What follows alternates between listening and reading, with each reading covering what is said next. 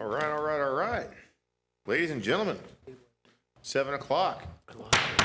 I'd like to welcome everybody to tonight's regular city council meeting for November 11th, 2025, Veterans Day. Roll call, please. Member Neary. Here. Member Neiman. Here. Member Kelly. Here. Member Judd. Here. Member Levens. Here. Member Horton. Here. City Attorney Edmondson. Here. City Administrator Fawcett. Here. Mayor Baker. Here. Full house tonight, I appreciate that. So if everybody would please now rise and for a moment of silence and a pledge. And remember some folks that might have passed us last month or so. We missed Mr. O'Day, the Assistant or Fire Chief of Dayton. He passed, so think of him.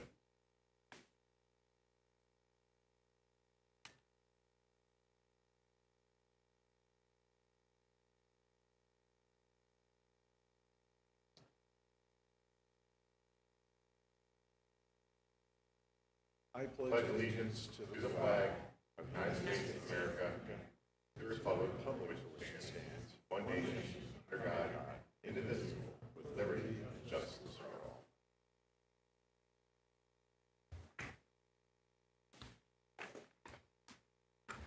Thank you very much. Next up is the mayor's report. I really don't have much to report on this month. We've got a pretty thick agenda tonight, so let's get going through that. So the approval of minutes, do I have a motion to approve the minutes from October 14, 2025? So moved. Member Kelly, I believe, had you by a hair, sir. Whatever. Second by Member Neary. I'll second in that case. Excellent. All in favor? Aye. Aye. Any nays? Any abstentions? The ayes have it. Next up, we have some presentations tonight. It's going to be a kind of a fun night here, so let's go ahead and get going on that. The first is, we're really excited about this one. There's some children who did some really cool things here in Dayton not too long ago, and we want to go ahead and recognize them tonight. So Ms. Smith, Mr. Martinez, and Mr. Martinez, could you please approach up?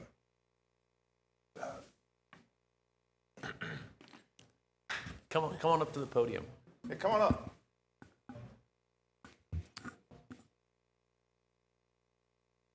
Just stand right by the podium there so we can hear you. We can. Yeah, Rick, so do you there's the do you mic, wanna guys. Introduce them, maybe. Yeah, Mr. Wolf, would you mind introducing? Sure thing. So this is Mr. Eduardo Martinez. This is, over here is his sister Viviana Martinez. And this is Haley Smith. Mr. and Miss Martinez, Miss Smith, nice to see you guys. You guys did something really, really, really cool. I guess there was a child that was walking by itself down the street, and you guys rescued that child and then didn't know what to do with the kid, and you did the very right thing, and you took the kid to the fire department, right? What do you think about that, Dad? Do you remember any of it, or do you want to say anything about it? Talk to the microphone. And you don't have to if you don't want to. I know it's kind of scary. Were you guys coming back from school? Yeah, we were heading from school to home, and they were walking with us, friends with my sister, and the little kid just like popped out of nowhere. And he was like on 6th Avenue? Yeah, it was a baby, like a 2-year-old to 3-year-old. We're only wearing a diaper. That's it. And we just walked. He was crying. So I That's awesome. You took the kid to the firehouse, the police station, and because of that, you possibly could have saved that kid's life. Not to mention, you really made those parents at ease. That's really, really good what you guys did. What you did is Good Samaritan. So that's when we look out for each other and try to take care of each other. So what we're going to do tonight is we're going to proclaim today Good Samaritan Day in Dayton on your behalf. So I'm going to read this real quick, and I'm just doing this because the microphone's right here and it's easy for everybody to hear. But whereas, I need my glasses because I'm old. There we go. Haley Smith, Eduardo Martinez, and Viviana Martinez and their families live in the city of Dayton, Kentucky, and they attend the Dayton Independent Schools, and where Haley is in the 8th grade, Eduardo in the 7th grade, and Viviana in the 5th grade. And whereas on September 17th, 2025, as these three children were walking home from school, they came upon a lost toddler wandering on 6th Avenue. And whereas instead of going and ignoring this toddler and the situation, not getting involved in it, the three children acted decisively to assist the toddler, who was in imminent danger. And whereas no adults around, and that's pretty cool, with whom to consult, the children took the toddler to the Bellevue Dayton Fire Department, where fire department employees provided the child with medical attention, contacted authorities, and ultimately reunited the toddler with their family. And whereas the city of Dayton values compassion, courage, and the willingness of its citizens, particularly its youngest citizens, to act selflessly in the service of others. And whereas Haley Smith, Eduardo Martinez, and Viviana Martinez demonstrated extraordinary kindness and civic responsibility in aiding a child in need who wandered away from their home and ensured that the child was found safely.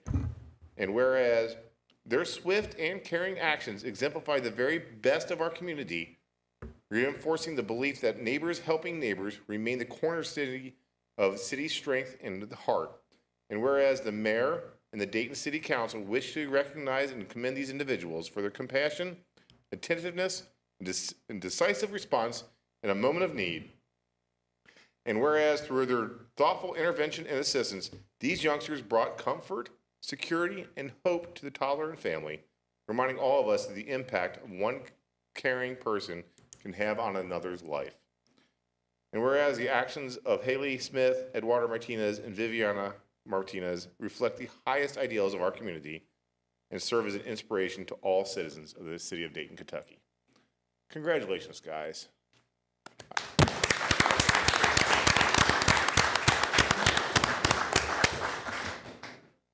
Do you guys know what a key to the city is? It's really the highest thing you can get, and you guys are each getting one of them.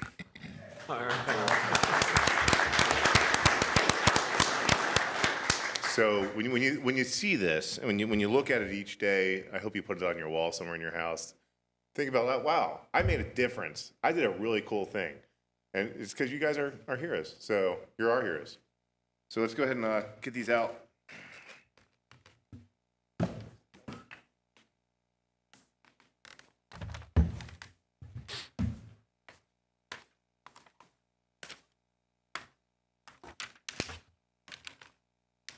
Boxes are really kind of.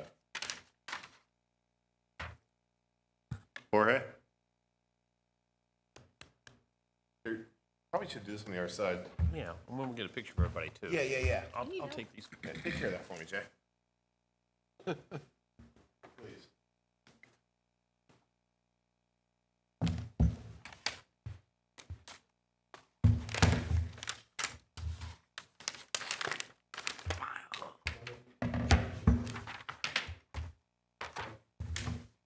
Yeah, there we go.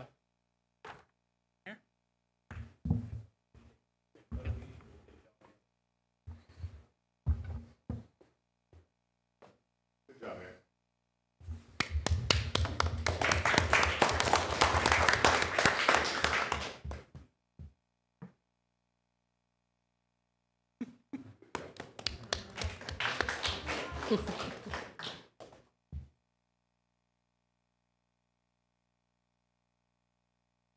And this is a great reflection on their families that they were raised right. All three of them up there? All three people up there.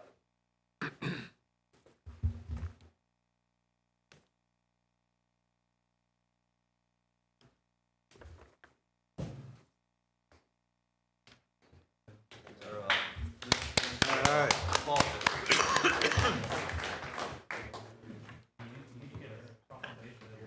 Yeah, each person also gets a proclamation, so hang this on your wall. All right.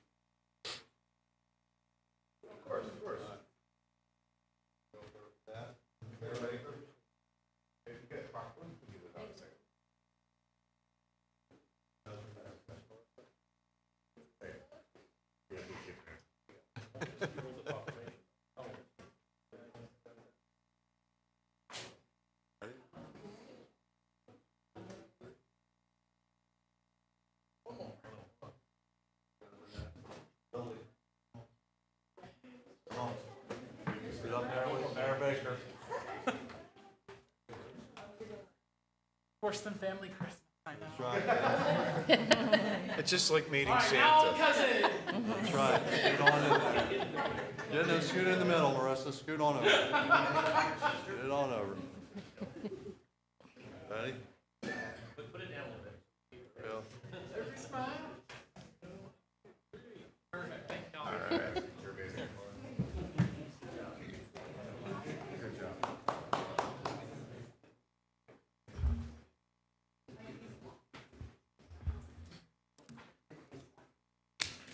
And everyone's encouraged to stay for the next 2 hours for the rest of the council meeting.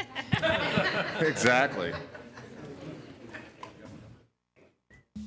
Man, that's a fun way to start off a council meeting right there. Good job, guys. Appreciate you. Congratulations. Yeah, you don't have to stick around if you don't want to. If you want to, it's kind of fun.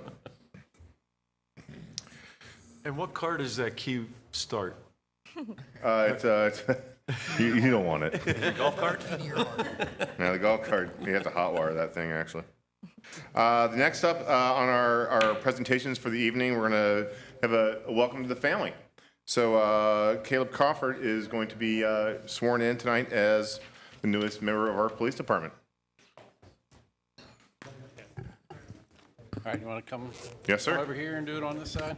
Yes, sir. Caleb Crawford, he's our newest officer. We hired him in January. Then he went to the academy in March. Didn't graduate till September 11th, so 9/11 was his graduation day. While at the academy, he received the PT award, and he was assigned a squad leader for his group.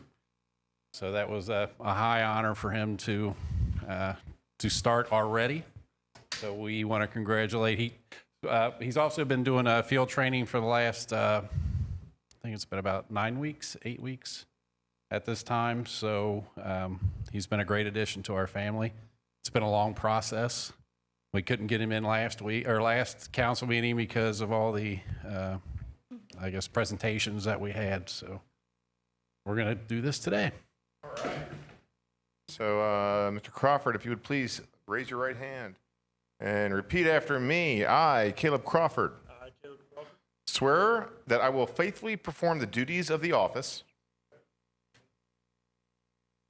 of police officer of a fourth-class city, a police officer of the fourth-class city, that I possess the required qualifications, that I possess the required qualifications, and that I shall not interfere with any election.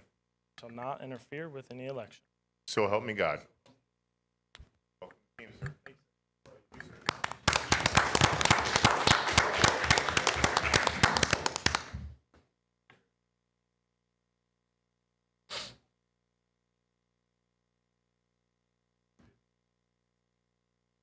I'll get one more, I think.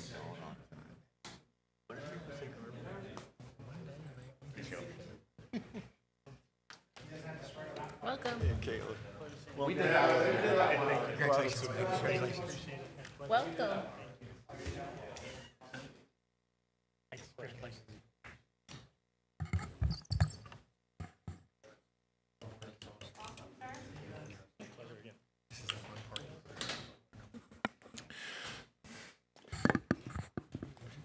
Thank you, Mr. Crawford.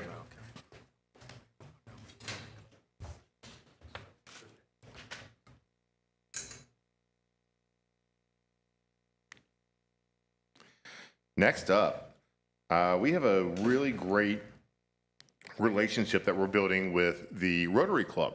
If you're familiar with Rotarians, they do good.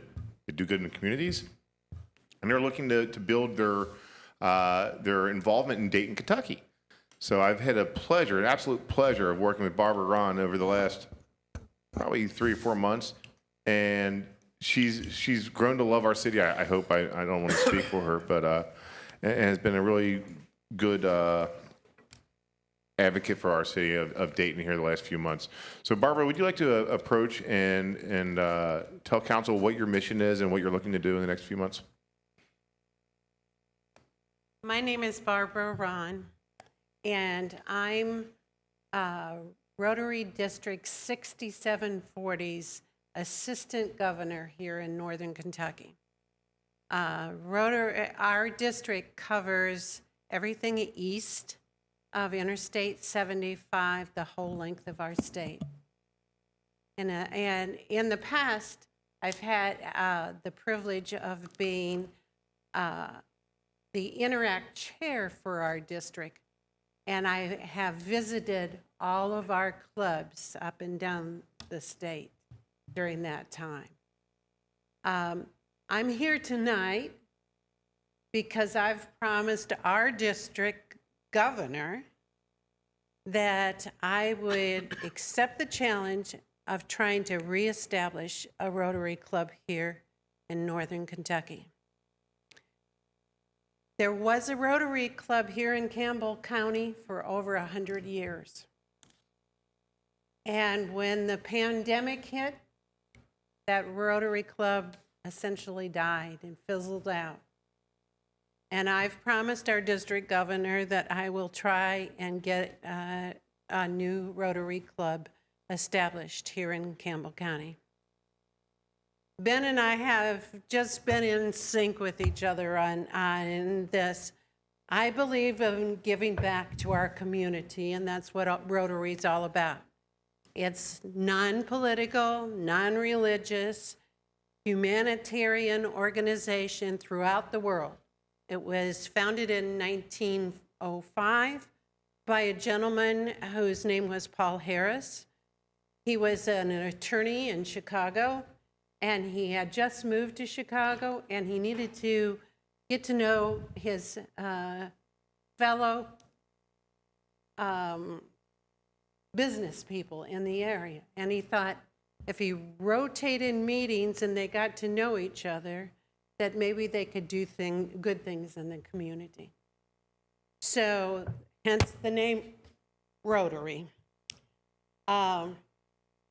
I myself have been in Rotary since 1988 when they first allowed women into Rotary. And at that time, I was an account representative for Kelly Services.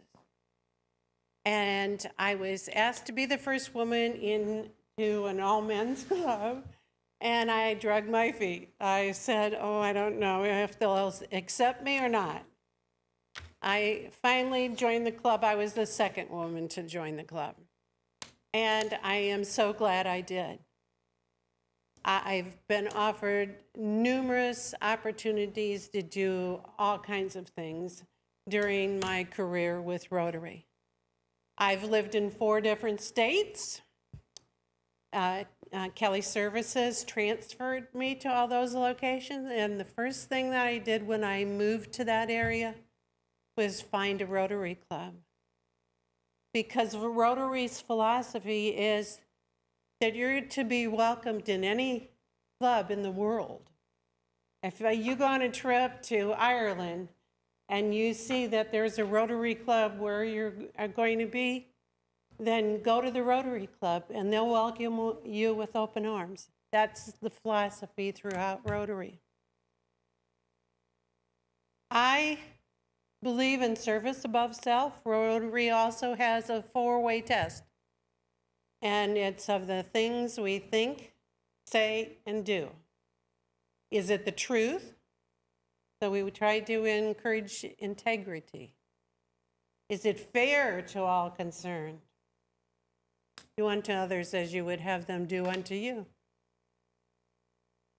Is it, oh dear, I've said it so many times in my lifetime. Is it truth? Is it fair to all concerned? Will it build goodwill and better friendships? And will it be beneficial to all concerned?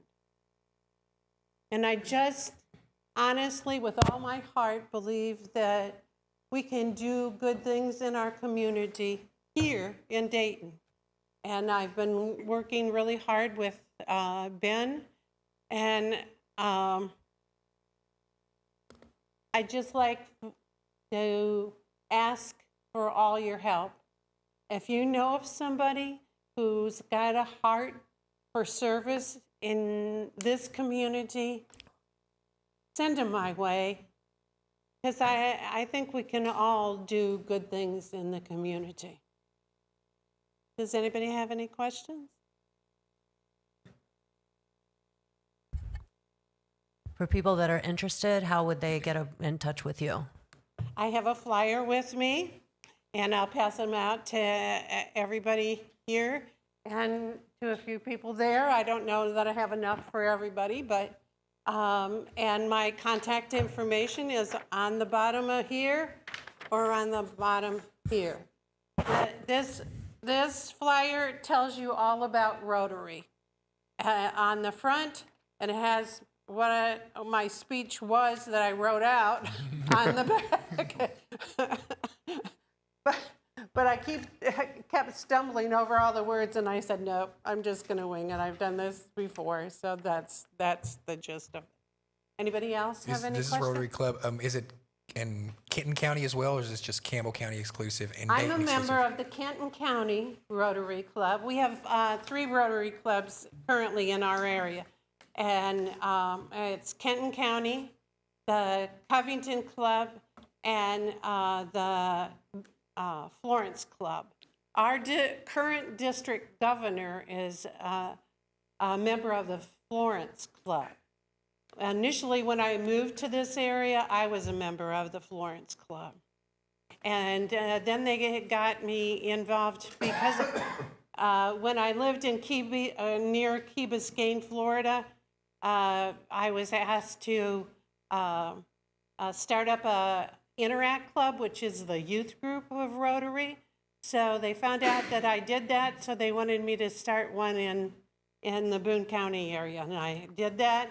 I took the kids on 6 mission trips to the Dominican Republic, 2012 through 19 or 2006, I don't remember, but and that way. So we do lots of good things. Thank you for asking. But Barb, this, per our discussion the other day, what you want to do is form a Campbell County, countywide Rotary Club, not just specifically here in Dayton. At this point. Yeah, at this point, okay. Our district governor would like to have it countywide, but right now he's interested in, and just, we focus on this area. And because I have a good relationship with Ben, I believe that we're going to be able to make that happen.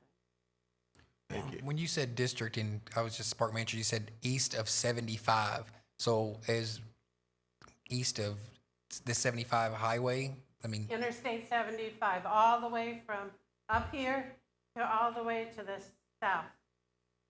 So Covington, the one goes through Covington. Yeah, that's Yeah. 71 and 75, but that's, okay. Yeah. Okay. There are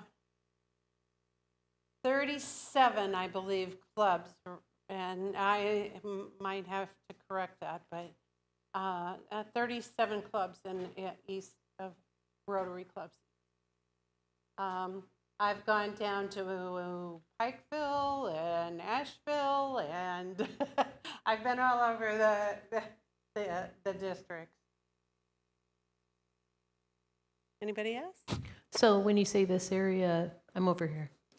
Hello. Oh, sorry. I'm looking all over. When you say this area, you mean specifically Dayton or Dayton and Bellevue or just Kind of generally. Fort Thomas? Okay. Yeah. Just this area. Okay. To include Bellevue and Fort Thomas and Dayton and so forth.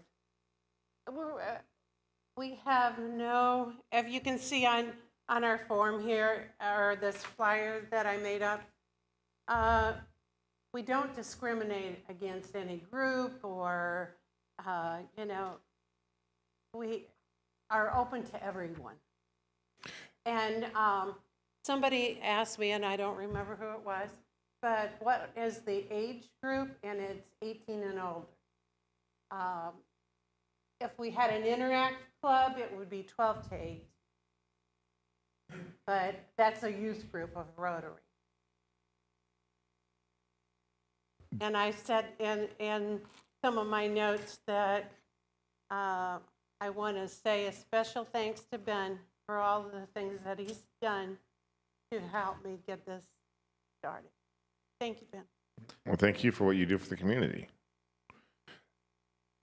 And the next meeting is right here in this building, On the 20th of this month, a Yeah. Thursday night.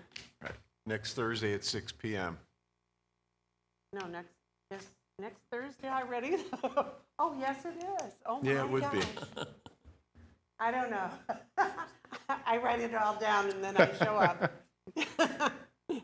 Well, it's Thank important you. work that you guys do. I think one of the cooler things you guys done is, did Rotary not basically turn away polio? 99% of all of the world is covered by polio right now.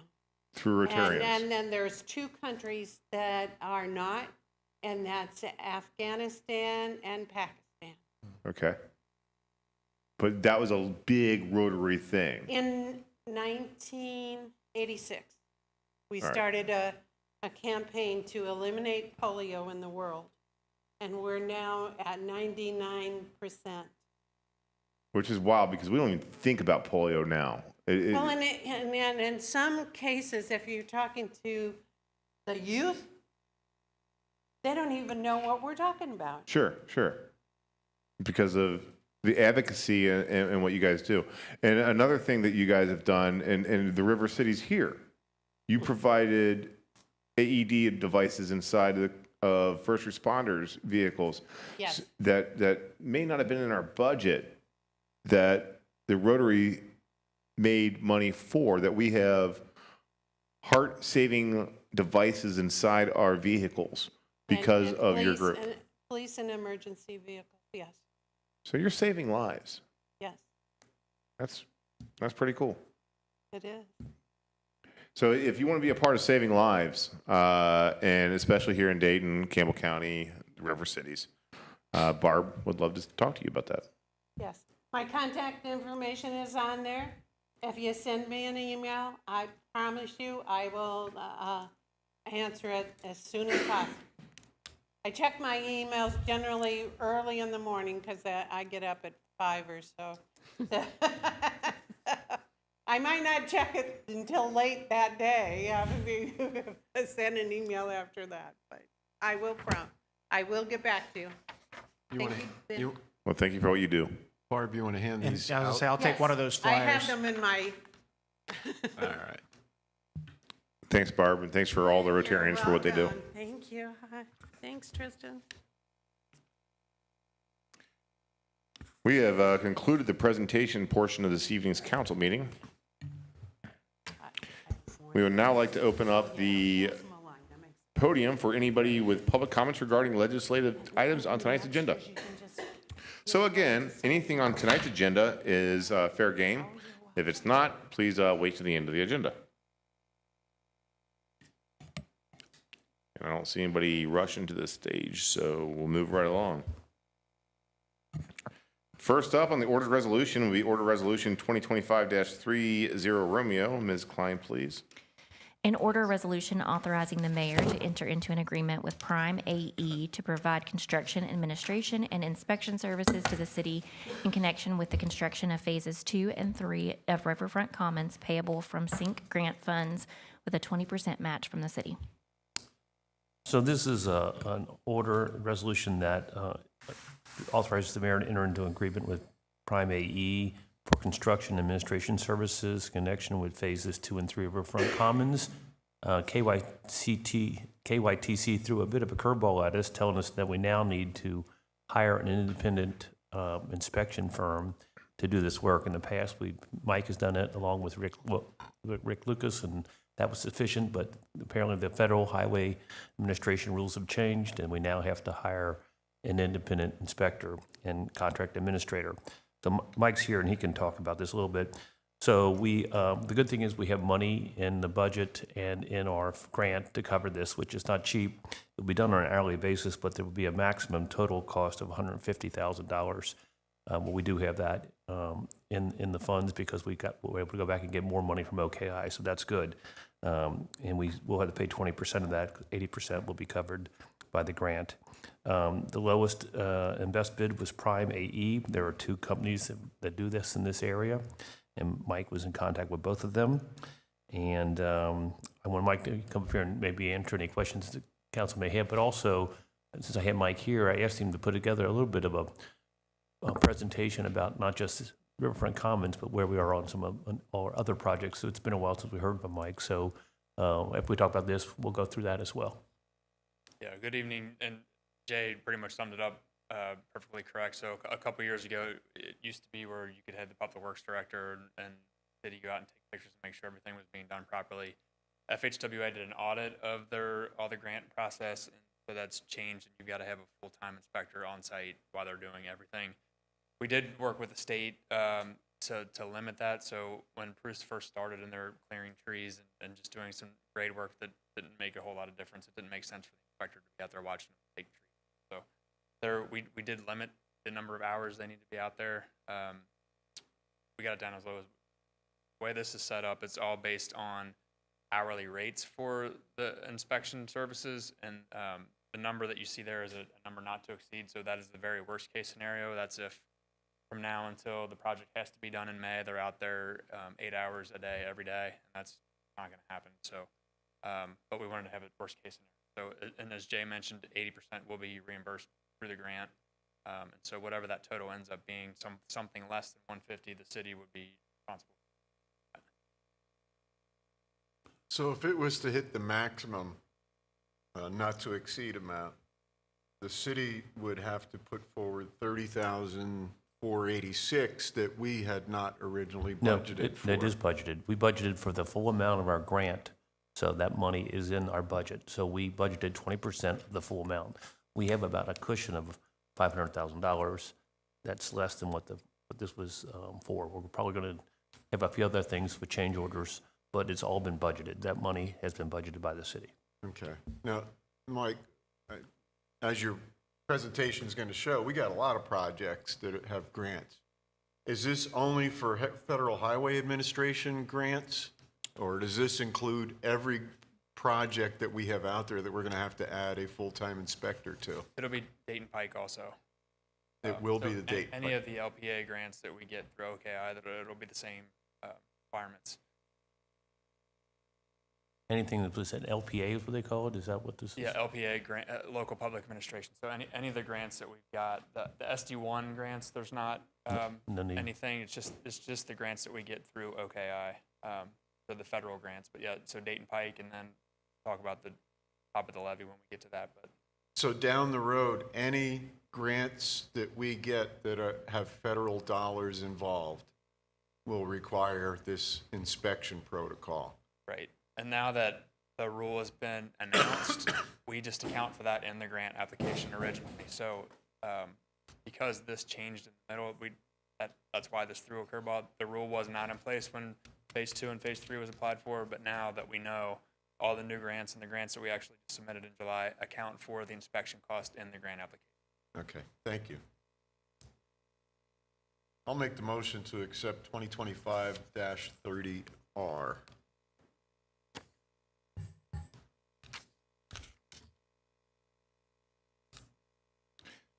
Motion has been made by Member Neary for 2025-30R. Do I have a second? I'll second. Second by Member Lovins. Opens up for conversation. Any conversation regarding the ordinance?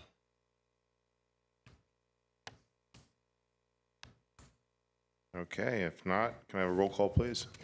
Member Neiman. Aye. Member Kelly. Aye. Member Judd. Aye. Member Lovins. Aye. Member Horton. Aye. Member Neary. Aye. The ayes have it. Thank you, sir. So Mike, now you're here, up here, would you kind of go through some of the projects, tell us where we are on not only this project we just talked about, but the other ones we have in the hopper? Yeah, sure. So phase 2 and 3 are obviously underway. So Bruce has started, got the path cleared. So yeah, working with them to get some progress through the winter. We've worked with Bruce quite a bit in the past, and they do outstanding work. So everything's been running smoothly so far on phases 3, but just excited that that one's finally happening.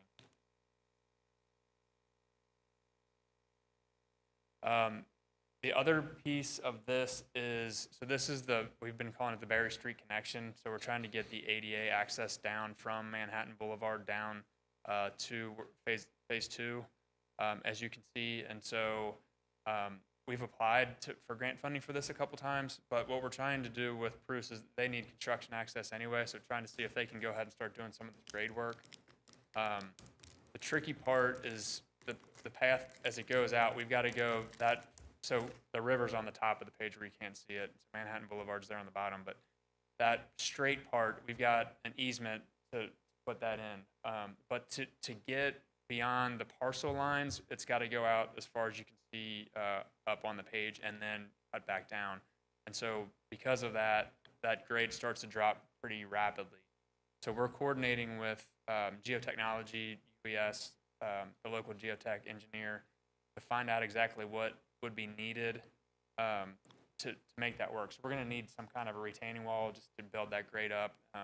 Could maybe even look like an overlook area before it goes back down. But just to get the ADA grades to work out, we're exploring that. And then while Bruce is in doing the work, we're going to try to get a price from them to do it, just because mobilization costs typically eat up a lot of the budget. So if this can function for them, help them during construction, and it also helps the city out, we're trying to explore if we can go ahead and get that change order, get that built as part of the project. So anyway, we've got the information to the geotech and waiting to hear back from him on if we need a boring or what his professional opinions are. So we are trying to figure that out. So the nice thing is that if we do have to do a retaining wall up high, it creates a nice platform for viewing the river from there. So that will be a nice place to kind of just look over the river, and then you can go down and walk the trail.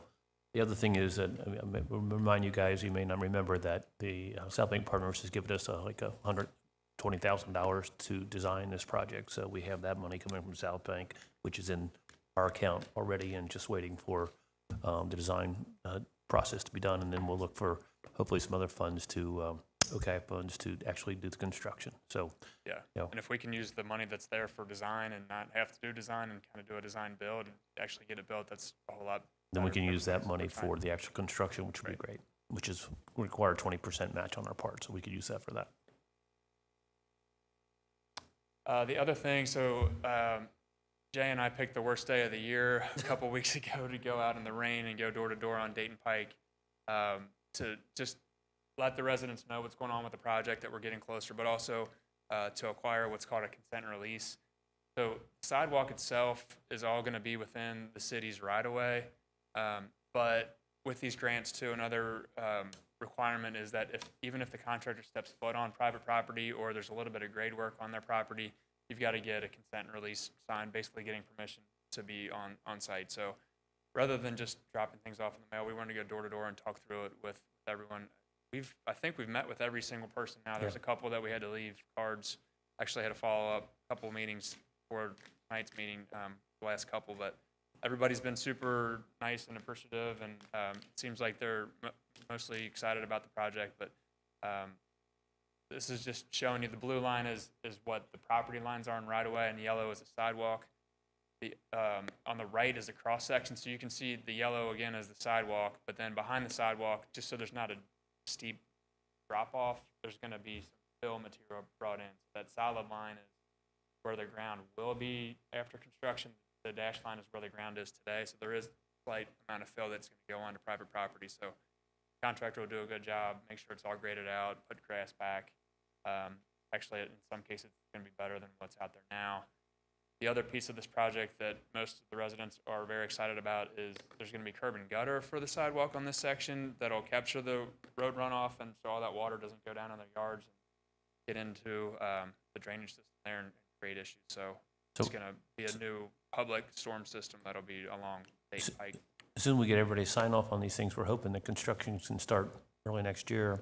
And after the construction of this project is done, we want to then follow up immediately and do repaving. So we're hoping that there'll be budgetary money available next year to repave all Dayton Pike. It needs to be done, especially after the water district pipeline installation.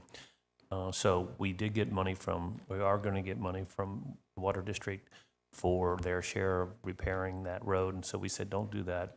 It's a mess. Just give us that money and we'll use it to redo the whole road after the sidewalks and curbs are finished. All right, before you jump to the next one on the Dayton Pike, especially on that curve where there's guardrail, et cetera, that's going to be built out? There'll be a retaining wall behind the sidewalk there, and there'll be a taller curb on the back of that sidewalk, so it will be built out. Okay, will there be a guardrail there? I don't think there will be a guardrail. Okay, thank you. They'll be filled back behind there, so it won't require guardrail. All right, thank you. Other good news is we've talked before about this, but we did get another grant. This is for the widening of the path at the top of the levee. So scoring happened a month or two ago, but we actually got the letter this week and it's cool now. So congratulations.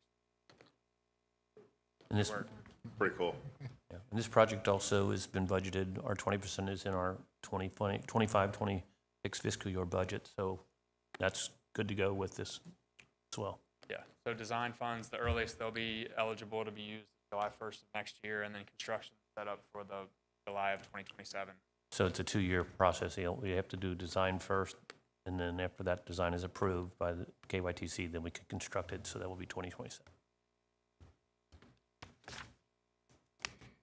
That also will allow you now to get from the upper trail down to the lower trail. So at the end now, you go to the east end of the trail and it stops at the flood wall there by Mary Ingalls and Clark. This will take us down, so you'll actually have a 3-mile loop now after the new construction's done along the river in the city, which is going to be great. It will bring a lot of people to our community to walk that trail. Got a couple stormwater projects. So this is Walnut Street. So may seen the house there at the end of Walnut near 3rd flooded during heavy rain events. And then also on 4th Street, there is an area that water ponds. And so we're getting ready to resurface 4th Street, which I'll go through all the list of resurfacing. But these projects are public cost share with SD1. It's always been a 50-50 public cost share. Their program has been updated, and so they've gone through and reviewed, and these are significant enough where they're actually going to pay 75% of the cost. So Eaton, who's doing the resurfacing, is actually going to start, what I heard the latest is they're going to start tomorrow, and put in new storm inlets to catch this water so the water won't pond there on 4th. The house at the end of Walnut there at 3rd won't flood, catch that, and actually put it back into the public system. And SD1's going to pay 75% for us. And this is the next item on the agenda you'll be voting on, is the approval of this project. Again, this is only a 25% match, so we have this covered because I think we actually anticipated more being paying on this one, so that's covered in the budget for this year as well. And SD1 provides inspection, and it's their own cost, so there's no inspection fees. The other stormwater project that just wrapped up was up on River Point, and so significant, it's pretty bad icing issues that happen up there in the winter where they're just, some of the roads pretty flat, there's just inadequate catch basins, so this was another cost share that we went through and actually had an agreement with the HOA to do this work, but it's a new inlet in the street, there's a yard drain there in the middle, and then it outlets over the hill, and so again, this is one that SD1. Are there photos here too? Yeah, the next one shows a photo of what Jay took. It was completed, I guess, late last week.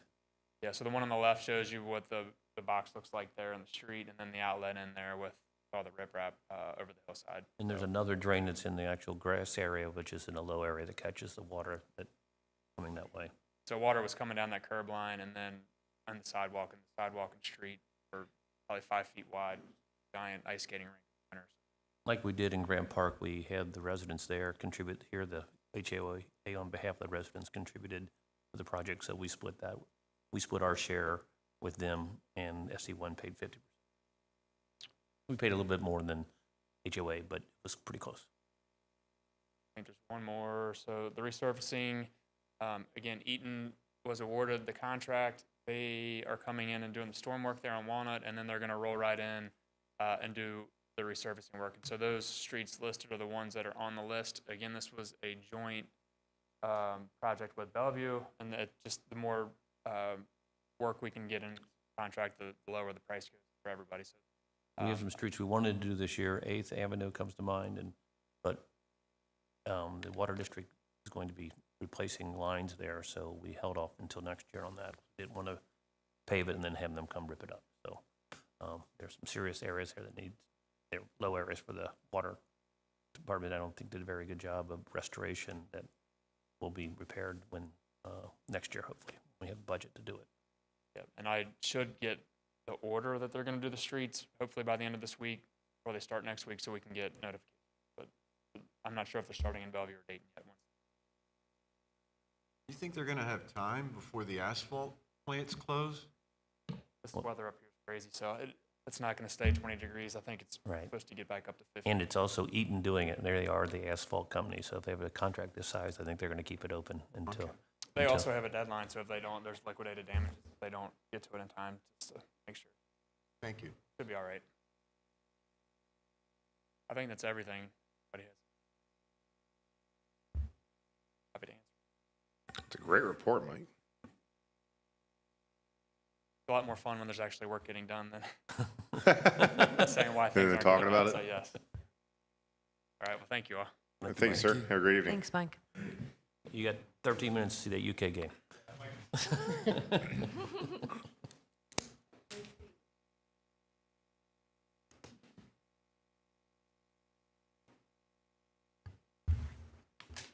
So that brings up the next order resolution on our docket this evening.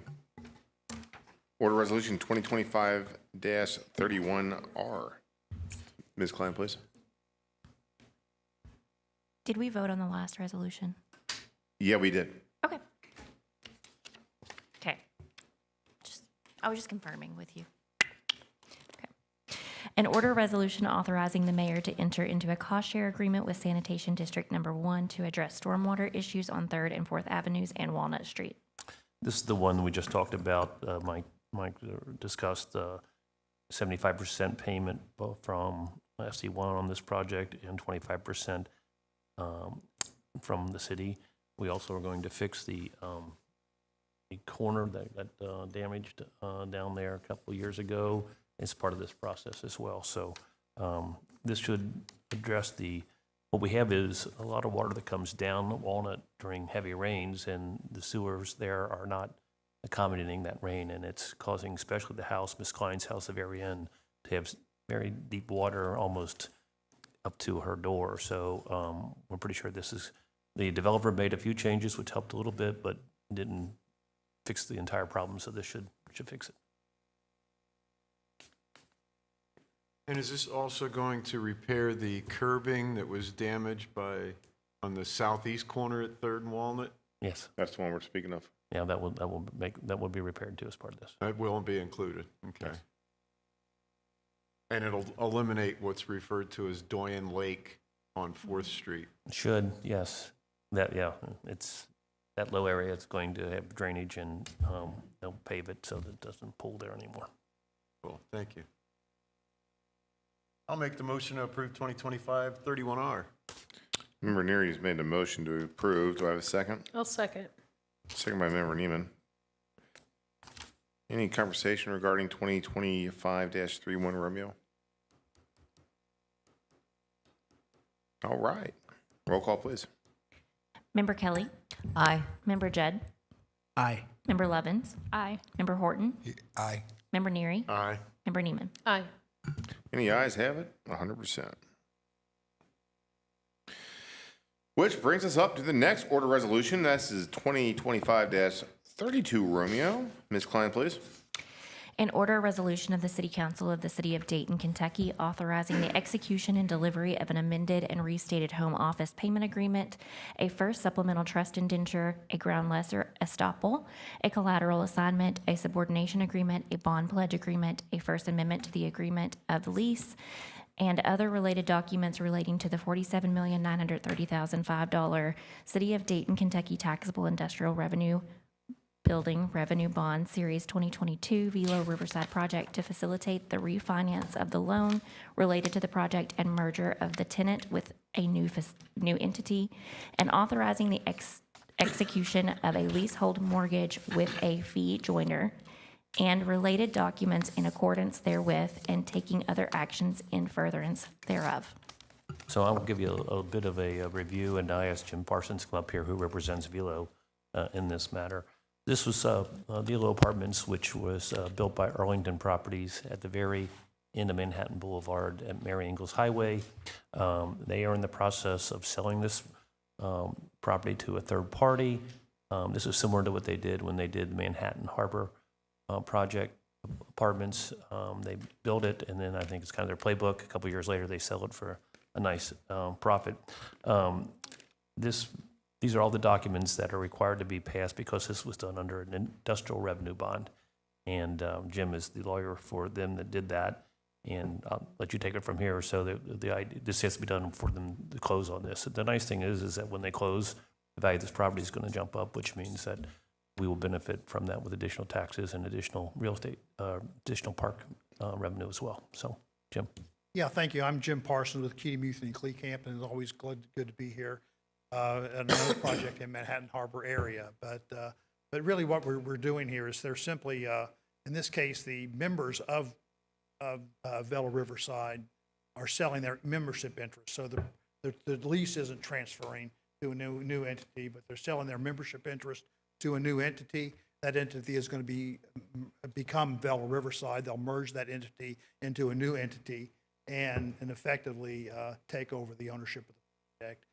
In this particular situation, it's the city of Dayton issued industrial building revenue bonds for this project, but you don't directly have any incentive into this. So you get 100% pilot payment here. So in this case, you know, this probably will affect the value and increase the value next year because of this transaction. I don't want to represent how much it might, but it will be. It should be fairly significant. You will get 100% pilot payment. So this will actually benefit the city pretty significantly because you get 100% of the pilot payment as opposed to having any incentive on this. Of course, we only get 20% of that. I think they know that. Because of the TIF. But 80% goes to the developer, master developer, to pay for all the infrastructure improvements he made. So in any event, the documents, we kill a lot of trees, I hate to say, with these documents, but effectively what we're doing is just amending the bond documents to reflect the new ownership structure, and then also authorizing a new fee joiner because there'll be right now Truist has the mortgage on this property, so that mortgage will be paid off, and there'll be a new mortgage to Key Bank. And so that's effectively what we're doing. All these documents have been reviewed by our public finance lawyer, Donnie Warner, and his fees associated with that are paid by. We would pay those costs and things as They part pay of the the part. transaction. Part of our deal with the IRB is that we incur those fees, they have to pay them, which Right. they will do.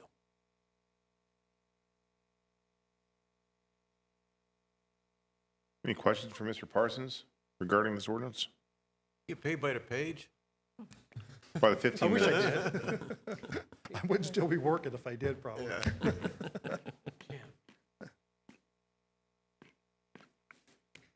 Thank you, Mr. Parsons. Do we have a motion to accept ordinance 2025-32, Romeo?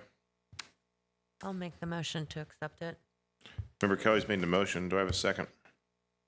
I'll second. Second by Member Horton. So any conversation regarding this development project or anything Mr. Parsons could help with us? This is exactly the same as what we did for the Tapestry. Right. Correct. Right. Was the Tapestry TIF or IRB? It's an It's IRB. both. It's They're an both- IRB, it's in the but TIF district. it's in a TIF district because that's why the pilot agreement is structured like it is. So that it's structured so that there is a limited amount of incentive that goes to the developer, not as much as you might think, but because of the TIF in place, most of the pilot taxes actually go to the city and then for purposes of its share and also for the TIF share that goes in. So Jim, correct me if I'm wrong, but I think that it's similar to that, but I think that was an outright sale to a. that was an outright real- sale, real so in estate that investment case, trust. the documents were a little bit differently because we actually had an assignment of the lease, assignment of the bonds, the new entity. the same result actually, but it was not in this case, there's not going to be anything recorded at the county clerk's office that would show a transfer of the lease itself. Lease, all we're going to be doing is showing the new entity name on. You're just restructuring your company. That this company is being, Arvelo Riverside is being merged into a new entity, and then they're going to create a Delaware statutory trust. Really happening. So, for the investment. And in this particular situation, it should generate some significantly more pilot taxes of the city next year when we are, as part of our deal with the city, at the closing, we are required to actually certify to the city. And we've negotiated the terms of that certification so that the city will have the actual certification of the actual deal for this situation. If they can then, if they choose, what they will, report that onto the PVA. Right. And what is on this particular IRB, what's the expiration on this bond? There's a 30-year term. A 30-year Yeah, term. so it was actually And started in 2019, I think? No, 22. It was a series 22, so this will expire. The other one was 2019, maybe, yeah. All right. Yeah.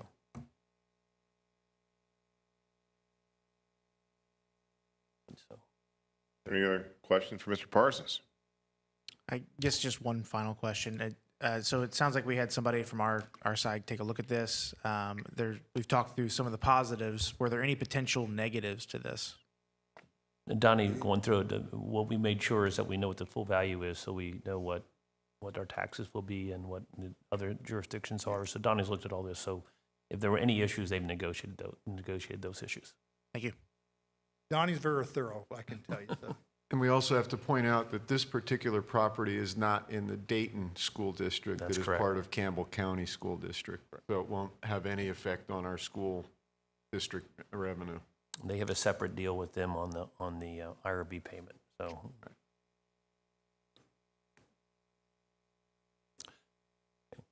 All right. Thank you, Mr. Parsons. Thank you. We have a motion by Member Kelly and a second by Member Horton. Any other further conversation regarding? Roll call, please. Member Judd? Aye. Member Levens? Aye. Member Horton? Aye. Member Neary? Aye. Member Neiman? Aye. Member Kelly? Aye. Thank you very much. The ayes have it. Thank you, Thank you, Mr. Parsons. Very good man. He's thorough. Next up is Order Resolution 2025-33 Romeo. Ms. Klein, please. An order resolution of the City Council of the City of Dayton, Kentucky, authorizing the execution and delivery of a payment directive to Cumberland Valley National Bank and Trust Co. for the benefit of Manhattan Harbor Project LLC, a Kentucky limited liability company. So this involves the property directly east of the Velo Apartments, which is now being developed into a storage facility operation. This property is owned by Manhattan Harbor Project LLC, which is the master developer of the TIF, which was Mark Stark's LLC before he died, and now it's being held in a trust. So they've got a construction loan and financing to build that facility, and they are using their money that they're getting from the TIF to pay off as collateral for that loan. So in order to do that, they need to change the payment directive so it's not going directly to them, Manhattan Harbor Project LLC, but instead it's going to Cumberland Valley National Bank and Trust Company. And they will hold those funds, and I'm sure they'll get some of those funds, but some of those funds will be set aside, I guess, as collateral for this project. So they have to change the terms of our agreement, TIF agreement with them, to change who's being paid, and that's what this is doing. Thanks for the clarification, Mr. Fawcett. Do we have a motion to accept Order Resolution 2025-33R? So moved. Member Neary's made the motion. Do I have a second? I'll second. Member Lovins made the second. Any conversation regarding? So it sounds like they're trying to build a storage facility. Was that the original intent of that property that I assume they own that property. They own the property, and they also own the property where Velo is. Velo considered actually expanding and building more back there, but the problem is that it's not engineered soil. It's just dumped there, and it would require them to peer down very deep through all that stuff and get to the bedrock, and it was just cost prohibitive. So they could not build anything of that size, of that kind of structure. So really the only thing they can do is something that has a floating foundation like these storage units have. And it's allowed under our zoning. We really couldn't deny it. So it was approved by Planning Commission, site plan was. And I think they're pretty close to being finished with the actual construction. So now they have to hopefully do some nice landscaping and make it look attractive. Thank you. You answered my question and the future questions I was going to ask. So thank you. Good job, Jay. Get at it. Do we have any other questions regarding the ordinance, the resolution? We have a motion by Member Neary and a second by Member Lovins. Roll call, please. Member Levins. Aye. Member Horton. Aye. Member Neary. Aye. Member Neiman. Aye. Member Kelly. Aye. Member Judd. Aye. The ayes have it. Moving along to the last ordinance, order resolution of the evening, which is 2025-34 Romeo. Ms. Klein, please. An order resolution of the City Council of the City of Dayton, Kentucky, expressing strong support for the continuation of the Route 12 tank bus service within city limits of Dayton, Kentucky, and urging the Transportation Authority of Northern Kentucky to maintain this critical transit. So Tank operates the public transit system in northern Kentucky, and they are currently looking at changing many of these routes. Getting rid of the South Bank Shuttle is one of the things, and I think that's a done deal. It's a big money loser for them, but they have looked at 3 different routes that they're considering right now as part of this process.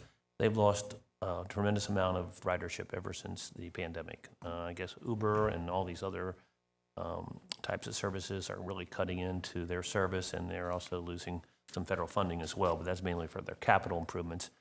So they're looking at 3 different options, and option 3 is the only one that keeps Route 12. Ben and I attended a informational session at Tank a couple of months ago, and then we had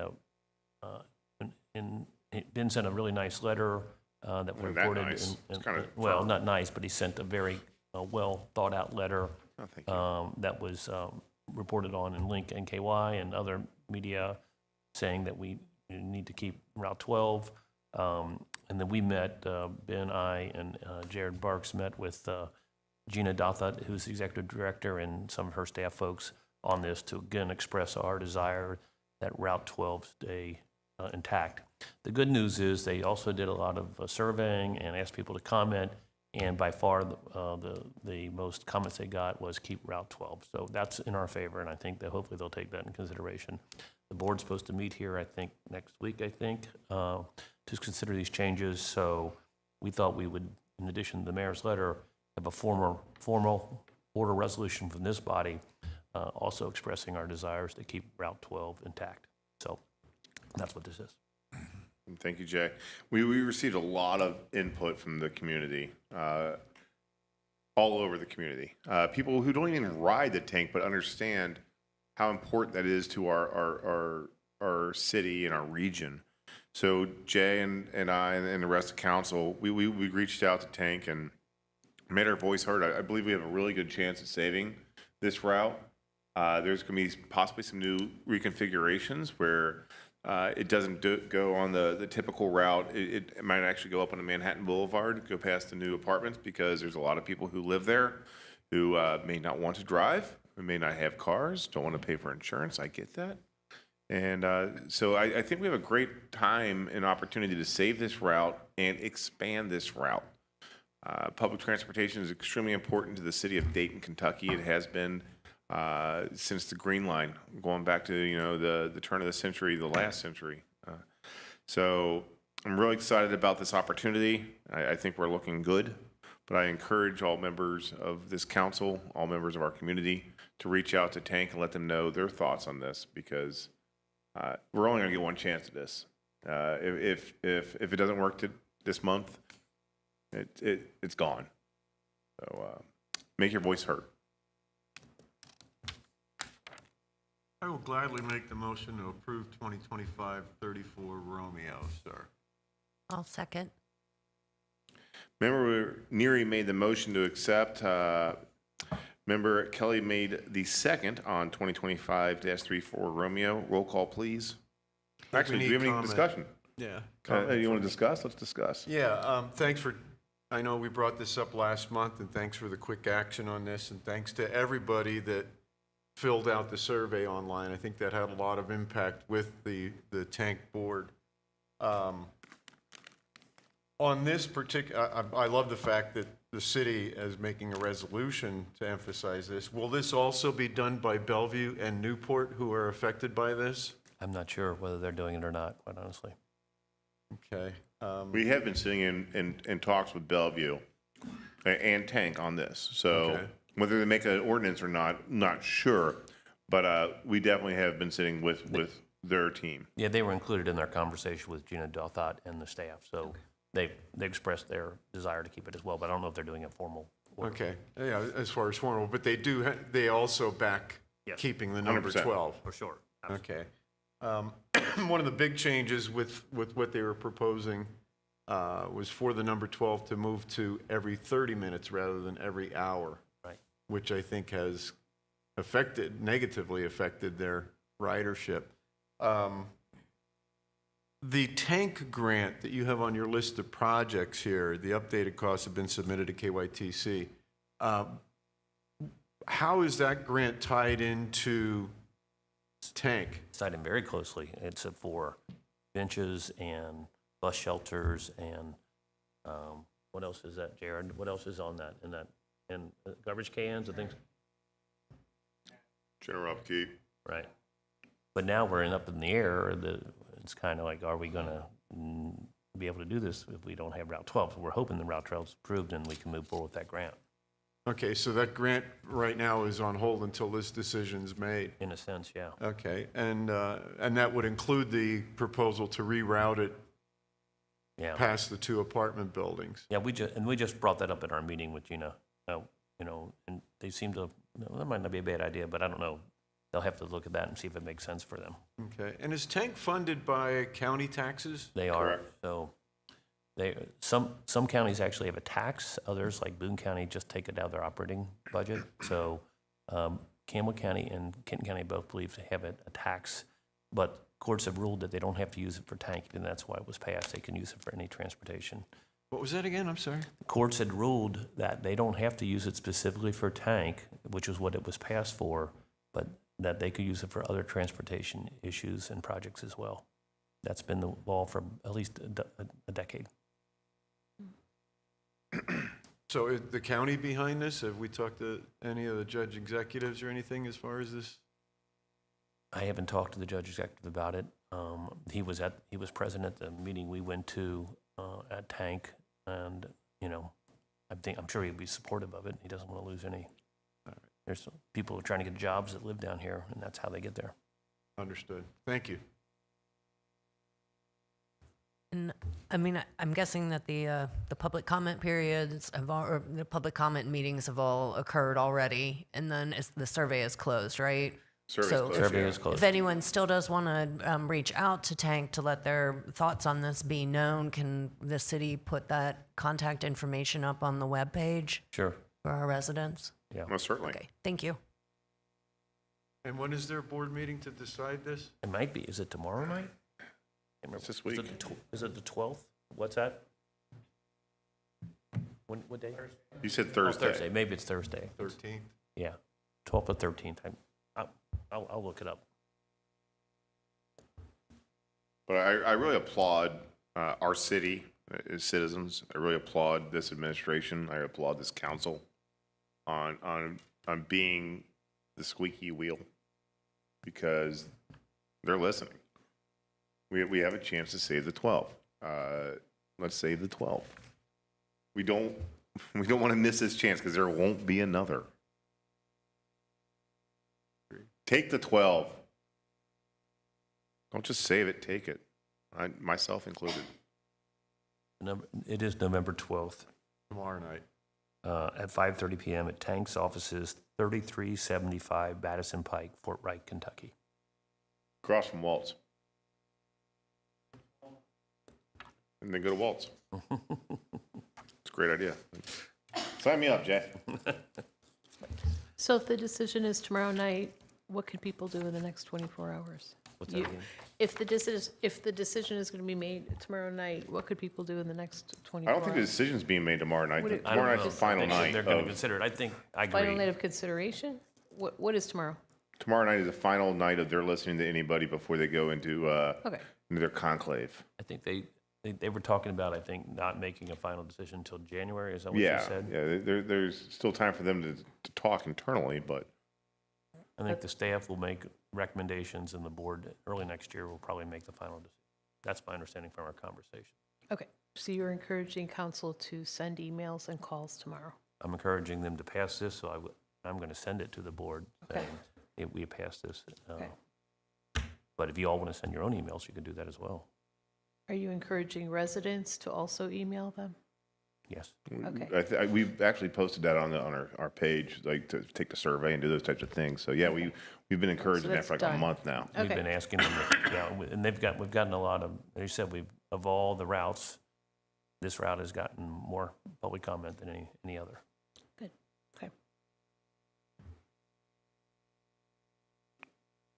Any other comments regarding 2025-34 Romeo?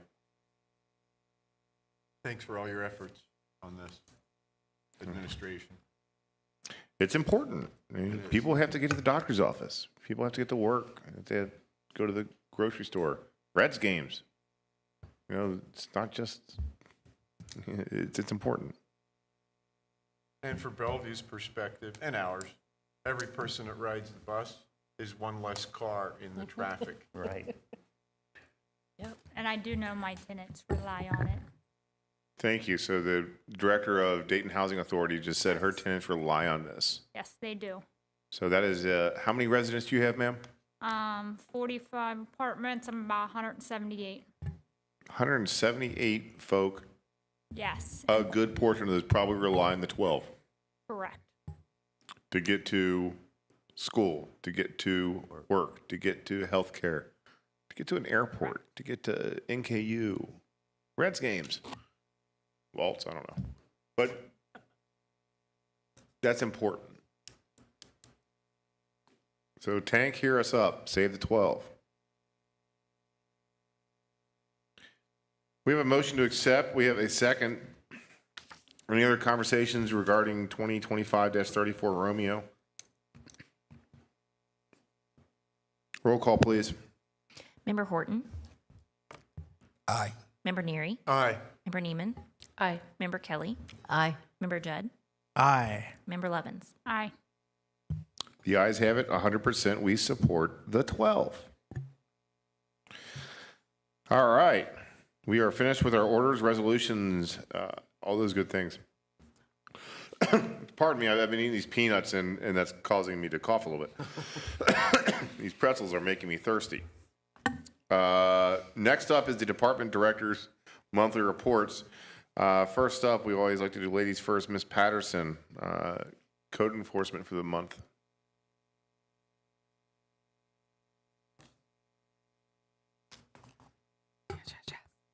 So you have a copy of my report. A few things quickly I want to go over because, you know, the basketball game's on and it's important. Pitter patter. I also say go Route 12. I am out a lot during the day, and there are always people along the bus route, kind of hanging out, waiting for the bus.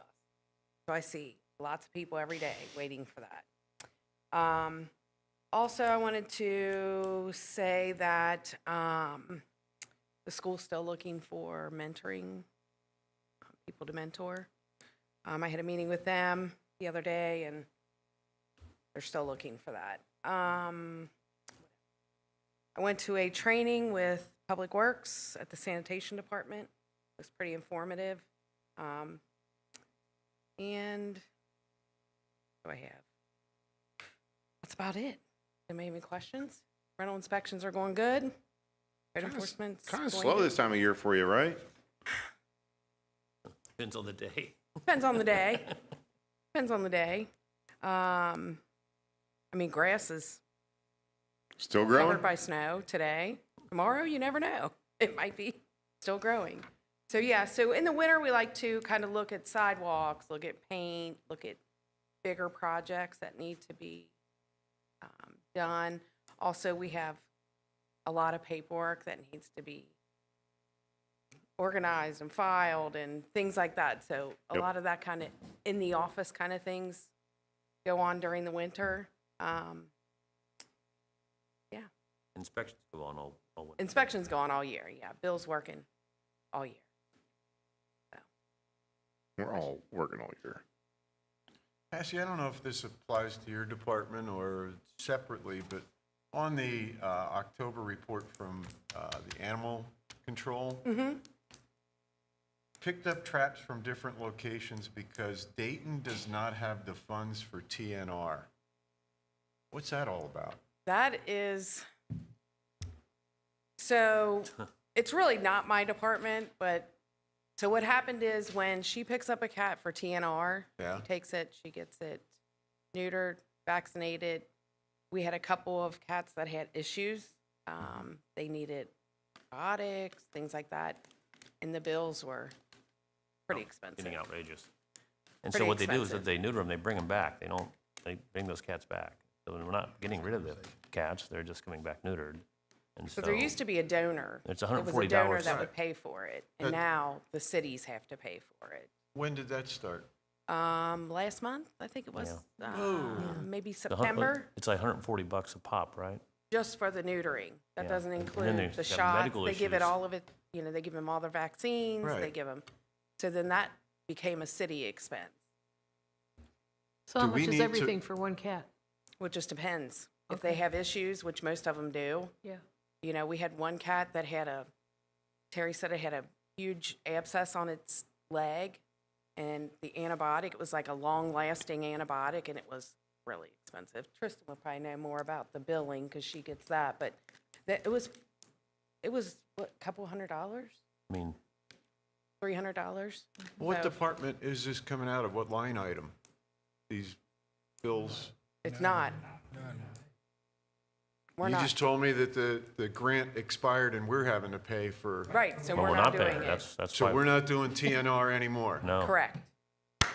Correct, Let's table that because we talked about that a couple meetings ago. yes.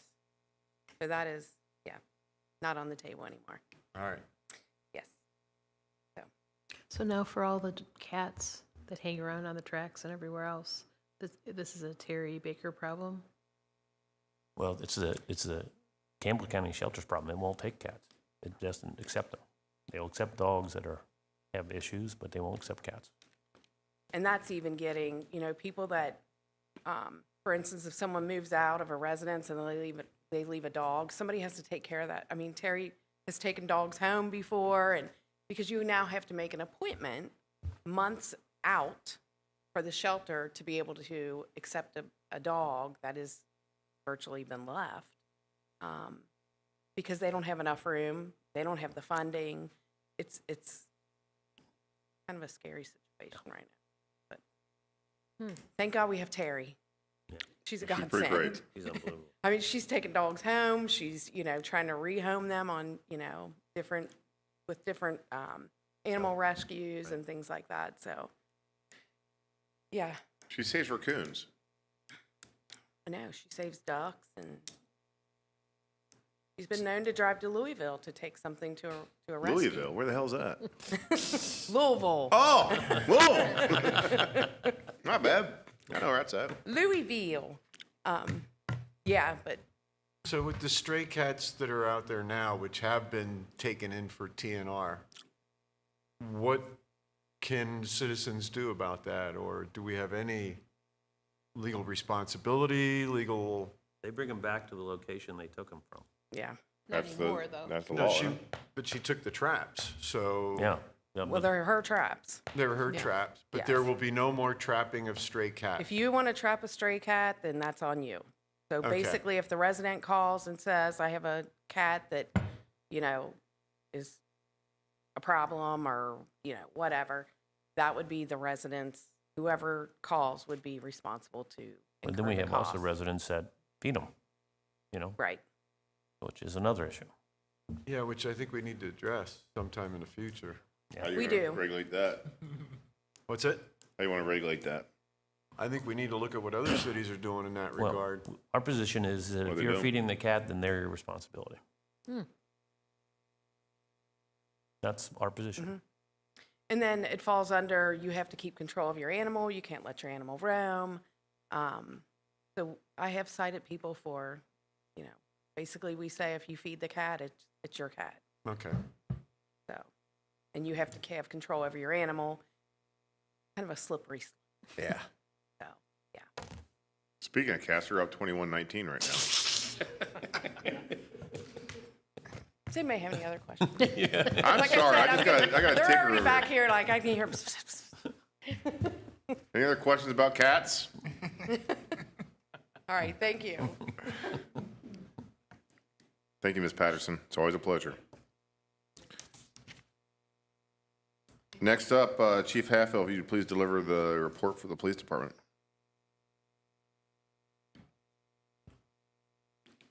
Thank you. You have my report for the month. Just before I start, I just want to say happy Veterans Day. Six of our officers are veterans. So we have Caleb.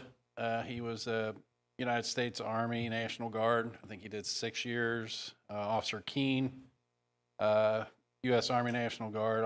Officer Smith, U.S. National Guard. Wiley, U.S. Army National Guard. And then we have Officer Howe, who was U.S. Army and Navy. And then our SRO, Brendel, he was in the Air Force.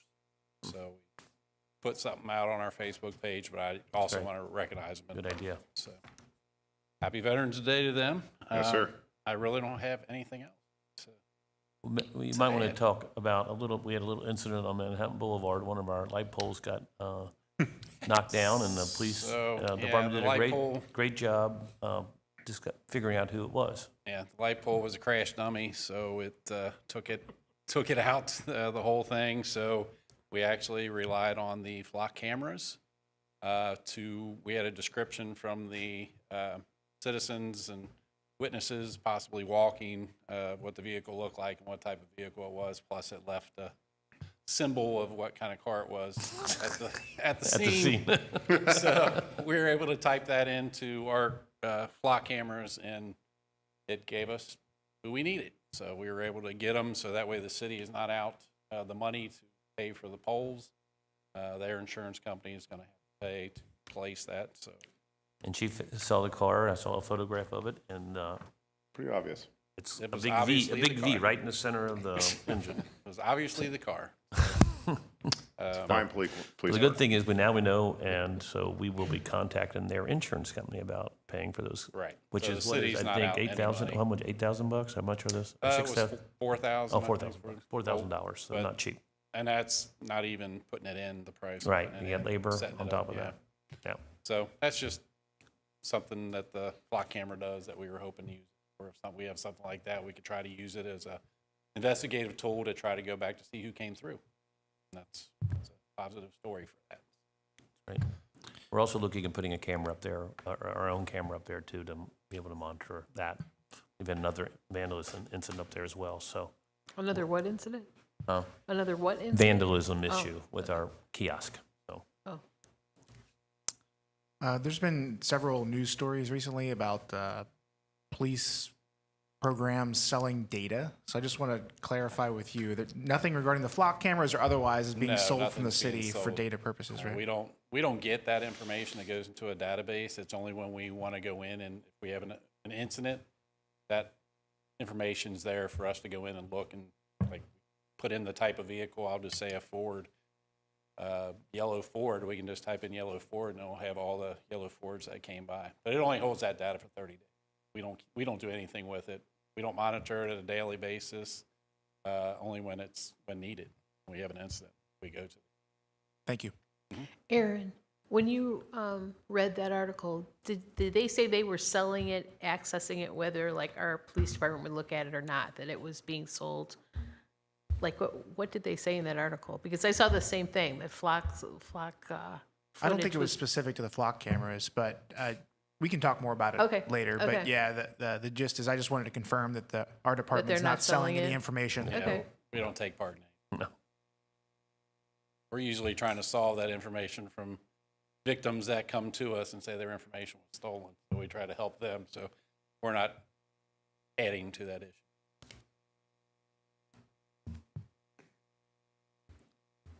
Any other questions for Chief Hatfield this evening? All right, Chief. Enjoy your evening, sir. All right, Go Cats. Thank you. Next up, Chief Schaefer. How is the fire department doing this month? Doing good. That's good to hear. Everybody has a copy of my report. So we made 181 responses this month. Once again, just training. We did complete all of our fire hose testing, so that all testing passed. Water district flushed the hydrants. So actually, we just finished winterizing all the hydrants in both cities today. I think we got to go back and check some wet ones. ISO conducted their evaluation. We did get our Class 2 certification. It's awesome. It'll be 2 or 3, sometimes 4 months before we get the official, but that'll look good. Is that the ISO? Yes. We explained to them why that's important in terms of insurance premiums. Because a lot of insurance companies will look at your department's ISO rating, and that's where they base your insurance coverage on. So it's one through 6, is that the rating system, I think? Or maybe 1 through 10, I can't remember. But I think it's 1 through 10 because 1 through 10, right. Yeah, so 1 is the best, but in order to get 1, you have to have, I mean. we can get a 1, but I want to need 15 more people. Right. Another truck. No, that doesn't sound cheap. But 2 is very good, so it means Yeah. that you're getting a lot cheaper rates here than you are in other cities that don't have that. It is. It was a lot to maintain. They go back through records and part of our hose testing and all the things we do and keep track Water of. pressure.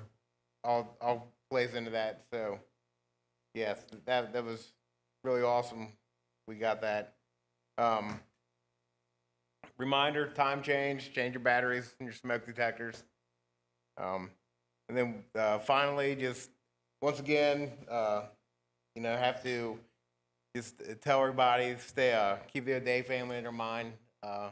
Chief O'Day he'd been a member of Dayton since early 70s, and so he passed away, and we had his services past weekend. And aside from that, are there any questions? I just want to, again, express my condolences to the O'Day family and what that man really meant to this city, this community, this region. It wasn't just the city. I mean, it was Dayton, it was Bellevue, it was Fort Thomas. Well, it was the whole state. I mean, he's a big reason that we all get our incentive. He was big in legislative and big in Frankfurt and worked with the KFA and NKFA, and that was one of his biggest claims to fame was his crusade to get the incentive for us.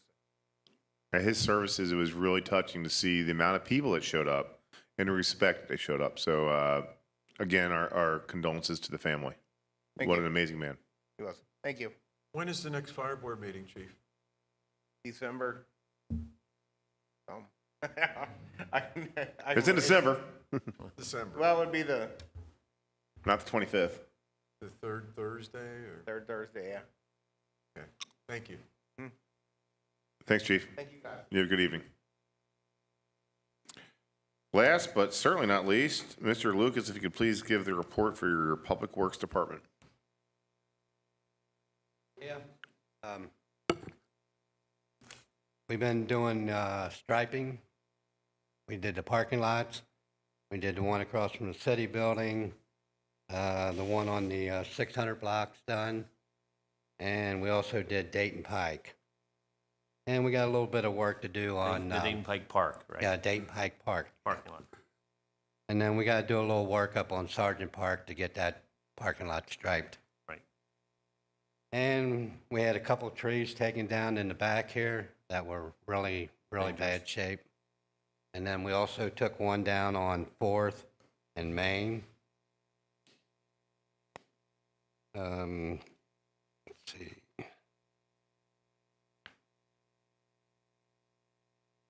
Yeah, the parking lot. Today you had the crack sealing, right? No, we've been crack sealing today. So explain what that is to the council. That's where you put, like, when there's cracks in the road, You put this rubber stuff in, it's like a hot liquid, and then it seals up. Keeps water from getting underneath the road and destroying it. So we have a couple newer roads, Manhattan Boulevard and also River Point. We tried to start River Point today, but we couldn't do it because the cracks are too wet. Yeah. You can't put them down when it's wet. But we did from Route 8 all the way to almost to the ramp here Right. on Manhattan Boulevard today. And that was all free of charge, basically, because the machine they brought us was completely full of liquid, and we Okay. didn't have to pay for that part. So what we've done is in the past, you could hire people to do it, but we are actually renting the equipment and the materials, and our staff's doing it all, which is a big cost savings. So it really helps extend the life of these roads. If you don't do that, the water gets underneath it, undermines it, and you're repaving them years before you need to. So that's what we're trying to do. And also, we did meet with the welder up on the steps on 10th Street, Jay and myself and Good. the welder.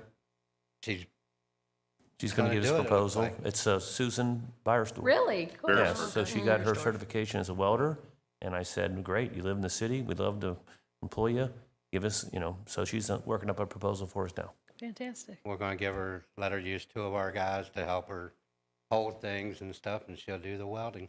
Wonderful. Yeah. Is it just that one pole there? Or No, we're going We're gonna all do the it way down. all the way Great. all the way down. We're gonna Repair fix it all. everything on there from the top to the bottom. Well, it all depends on what it's going to cost, but that's our Right. plan. Yeah, that's the plan. Okay. Other than that, that's about all I have. I mean, What we're about- busy, so. What about the decorative metal garbage can in front of the lodge that got taken out? Anyone? I don't have any more like we normally have on the avenue.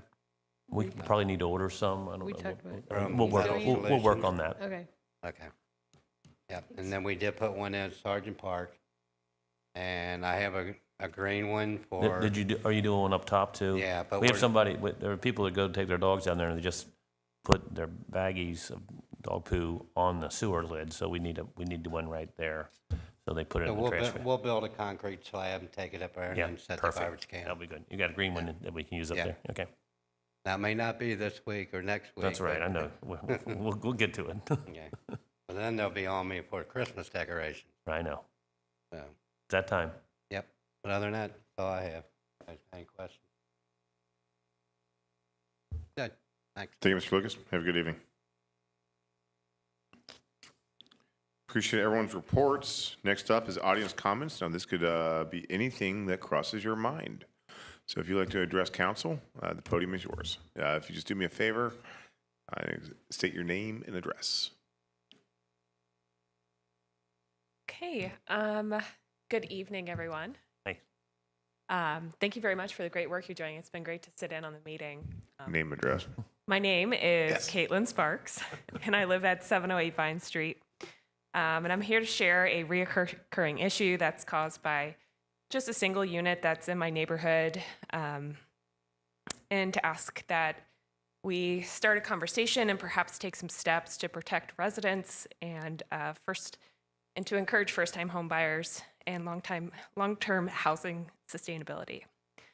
So I'll preface this with, I do think that this landlord is taking some steps to resolve some of the issues that I've experienced with their Airbnb property. So while these things have happened and there have been a lot of disturbances, I think that they're working on it. But I'll say that there's been 2 or 3 separate late night parties in an Airbnb that's just right next door to me, and a couple of them required some police assistance. There was some violence happening and a fight broke out in the street. So this has happened a few times, and I think it's disturbing sleep and well-being and a sense of safety in my community. In addition to some of the fights and the partying and just the loud noise disturbances, it's also messing with some parking issues that I've experienced. The Airbnbs, there's several that are right around my house, actually. So a few times I've now had to park about 1.5 blocks away from my house. I also have a neighbor who had to go and knock on the Airbnb house and ask them to move their cars from the front of her garage so she could get into her garage. Caitlin, what area is this? What area? It's right on the corner. I live on the corner of Vine and 8th Street. Okay, yeah, that's where we have some issues. So I'm at 708. Yeah, and I do think that like there have been several, in addition to my calling the police, there have been several complaints of this one property. And again, I do think that they're working on changing some of their policies in the Airbnb app so that, you know, only a certain number of people can come in, or that parties are restricted, what have you. So I will say that I think that they're working on it. So hopefully this isn't a continuing problem. So while it's, you know, this is just my experience, and, you know, I have friends that have Airbnb properties, I can see how it would be like a great way to make some extra cash off of space that you have. I do think it's something that we need to take a close look at as a community. So I'm asking the council to one, create and protect and promote programs for first-time home buyers. I was able to purchase my home in Dayton, Kentucky almost 8 years ago because of a River City down payment grant, and that made a huge difference. And I love my community, so I'm so thankful that I was able to get that assistance. So I hope that we can look for ways to offer support for people who want to move here and buy a home. I think that we could also get some of our neighboring cities together, even some folks over in Cincinnati, and ask them what they're thinking, because I think this is a broader conversation that can be happening. And we can learn from each other and see what's working for some communities and what some of their concerns are and what some of their solutions are. I do think that we need to monitor state level legislation on Airbnbs. Airbnb is lobbying state legislators currently so that local control is taken away from communities. So that's something that we need to be very vocal about, that we keep local control here in Dayton, Kentucky, and we have a say in how these policies are made. And, you know, and this is something, just doing a little bit of research today, you know, something that we could consider is an added fee or a tax to folks who have Airbnbs, and perhaps there's already something that exists. You know, perhaps that would like curb people from opening Airbnbs a little bit. I feel like it's happening. I've seen 6 or 7 open just within a few blocks of my house. You know, so this could be a way that those landlords could contribute to the community. And fairly contribute back to the community that they impact. And review and enforce accountability for problem properties. And maybe this, again, is already happening. Properties with repeated police calls and noise violations should face clear consequences and enhanced oversight. So in closing, I'll just say that, again, I really love my neighborhood, and I want it to remain a safe and welcoming place for myself and my neighbors and people who live here, as well as people who are visiting. So that's all I have to say, and thank you very much. Caitlin, thank you, because I'm hearing of other people complaining now too. We didn't really have a problem for a couple of years, but lately I'm hearing more complaints, especially near Bellevue, which is closer to Cincinnati, and the bars and restaurants in Bellevue. So that's why I'm hearing the bigger issue is in the neighborhood you're talking about. So I was going to talk about this tonight, my presentation, but the mayor skipped over me. Oh. So I did. Yeah. I sent an email to council yesterday saying that we're looking at this. I was at the South Bend City Managers meeting last week, and I asked them, you know, what are you guys doing? And I got some ideas from Covington and Bellevue. So we're going to put something together to look at this, see what they do. It is a problem. I also talked to the Northern Kentucky Meet NKY. They do all the hotel. They have a hotel tax, and they don't get taxes without that. And they have this software called Placer that detects where all these are. And I asked them to share that with me. And today they sent me information showing that we have between 20 and 30. A year ago we had maybe a maximum of 10. So it's increased dramatically. So I think we need to take some steps to do it. I'm going to put something together for council to look at. Hopefully maybe have something at the next meeting. But I think we need to put some regulatory scheme in place to deal with the issues that you guys are dealing with. Great. Did you ask her what the specific address was that she's having a problem? Do you know who owns this Airbnb? I don't know them. I know the building is 3 units. I know the the one unit is a longer-term rental, and a friend of mine rents that property. So she and I have talked a lot about, she lives in this building and has experienced a lot more than I have. And the address is 702 Vine Street. I guess my question is this a corporation that owns this, or is it just a resident, like a person who owns this Airbnb? I think it's just a person, Okay. but I've looked at the thing I got from Meet NKY as the owners, and they're about half and half. Half are LLCs and half are individuals that own it. And the reason why I'm asking this is with Dayton, I understand the Airbnb concerns, but with Dayton being more of a destination place here in the future with the parks, the future renovations of Gillen Park and it being a destination place, and with us having hotels here, I would hate to handicap the Airbnb industry because it's extremely important for people and for tourism that potentially could come here in the future. So as we are looking at parameters to put on Airbnb, I would like to, make that a statement to say, okay, if we're going to be building into Gillen Park and making that a park that we're going to be using for facilities and baseball tournaments and football tournaments or whatever, and we have no hotels here, and that's something that we shouldn't not consider as we're setting parameters for these Airbnbs. I had a question. I was under the impression that Airbnb does not allow parties. Like if you call Airbnb, that they're getting yanked. I mean, that's not. Right? Bachelor parties. What? Bachelor parties, bachelorette parties. Yeah. You have things like that. At the yeah, Airbnbs. it definitely seems like several of the properties on my street They're- are like designed for parties. Huh. And there've been like wedding parties. I see, they've got like all of the garb, and Okay. they've got a bus that pulls up to pick them up, and then they go out on town and they come back. But so far, like, it's really not been an issue up until like just very, very recently. This And specific one. There were 702. and it was just like, I don't mind people coming here and having parties. I really don't. It would be nice to have some Be sort respectful. of understanding of curfew, perhaps. You're in a residential neighborhood. So yeah, I think that's totally fine. It's just that this particular time it got violent. People were fighting with one another, and it was kind of mind blowing how big it got. Were the so police called? Did you? Yes. Good. Yeah, I called the police and they responded. They came and worked with the people that were there, and it seemed to get resolved. But it was like, wow, this can't happen. So Yeah, I've heard it from the other people besides you, so that's why we're kind of looking at it. And we worked hard when we first got on council, Ben, to get this nuisance ordinance passed.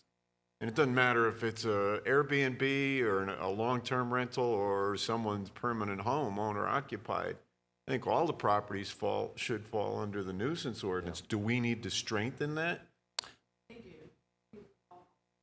They fall under, but you have to have repeated violations.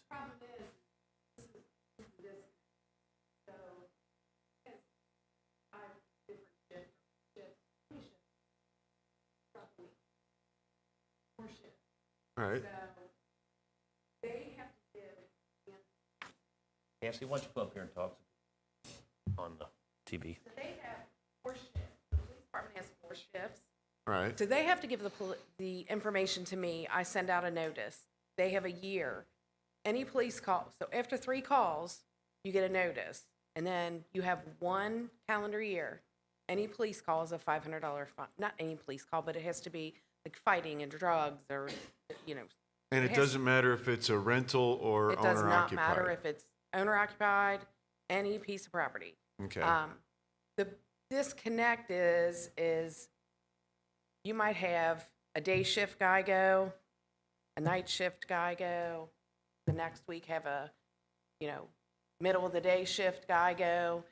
So there's some things that there's no easy way to, how do I say it? There's no easy way to, unless it becomes a continuous problem, and the same officer goes, it's really hard to get that information across to everyone. So what might be a good idea is to get all the Airbnbs. We have a really good handle on what is an Airbnb and what is not. Maybe to get a list together for the police department. And I have a list now Yes. from it, and mean NKY? I will say that most of our, not most, but I would say a lot of our Airbnb owners have a really good handle on kind of what goes on there. They have cameras, they have Rules about rules, when they to be have, I outside? mean, I've been sent videos of things that people say and it really didn't happen. So we do have a lot of good Airbnb hosts in the city. I do know who you are talking about. So I will check that tomorrow and see kind of what's going on there. I mean, that's a tool that council provided. Yes. How can we use that tool to address situations like this? Because it's not just Airbnbs that are a problem at times. You know, it could be owner occupied. We do have nuisance properties in the city. We do have several. Understood. That have been cited, and things like that. They are getting better about giving that information over to me. You know, a couple years ago, it was kind of like, not a big deal. Now it's a big deal. Right. Because we see that that's a problem in the city. If it's continuous, the police department is going to do the same address over and over and over again. Right. So. Well, we but had that. I'll get with the We had that police problem department well tomorrow. before Airbnb was even thought of. Yeah. You know, with some particular properties. Sure. Yeah, I'll get with the police department tomorrow and we'll talk about how we can. I was gonna say, Cassie, can't you just go through dispatch and get it every 30 days? I know No. she's not See, allowed. and that's the problem too. There's like certain things that they can tell me and certain things that they can't tell me. So it's a great system that we have with that. Yes, but it is illegal.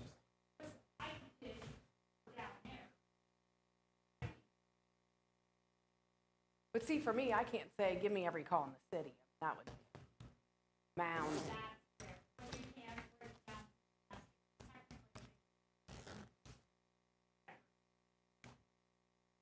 Whatever domestic calls.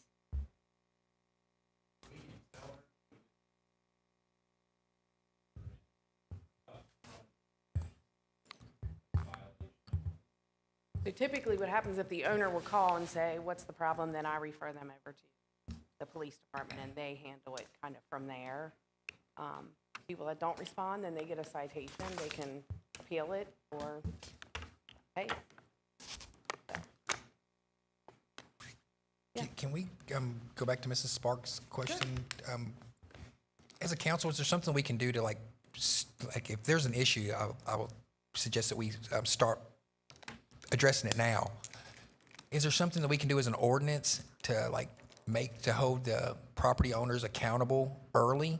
Like we use the nuisance ordinance and then if we know who all the Airbnb property owners are, can we hold them to a certain accountability? In this city being such a, it's a smaller city and we have less Airbnbs and we have to take accountable We would for hold it. Airbnb the same as a landlord or a resident as far as the nuisance ordinance. Right. I think what I would advise people to do is if you do have a problem property in your neighborhood, to reach out on the anonymous line to me. You don't even have to give your name, number, nothing. And just say, if there's parking complaints, I forward all the parking complaints onto the police department. If there's violence or noise or, any type, whatever complaint that you have, just forward it to us and at least we will have it. I mean, there's some things we can't do anything about. I can't say, well, you've got an extra car on the street, things like that. But if they're blocking driveways, for sure, but at least we know kind of what's going on and what the problem is. Right. At least, give us, kind of advise us of what's going on. I know, but I'm confused. So, and again, maybe it's not registering up here. So the disconnect is Dayton Police Department and Dayton Code Enforcement. So they're not allowed to give you certain information, but then on the other hand, you're the one that's going to be sending out the notices. And how are you going to send out the notices if you don't know there is a nuisance without them? I'm very confused So here. typically what happens is,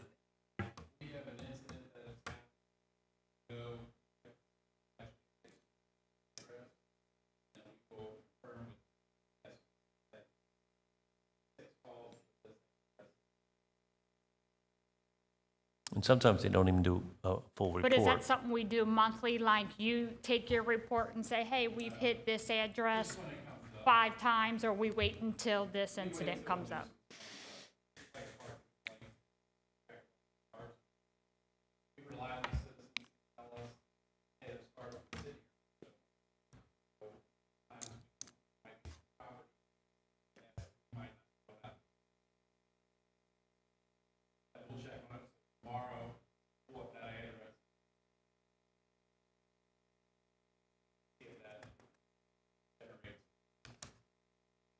And they've been better about, shooting an email and saying, hey, we were at this address 3 times this weekend.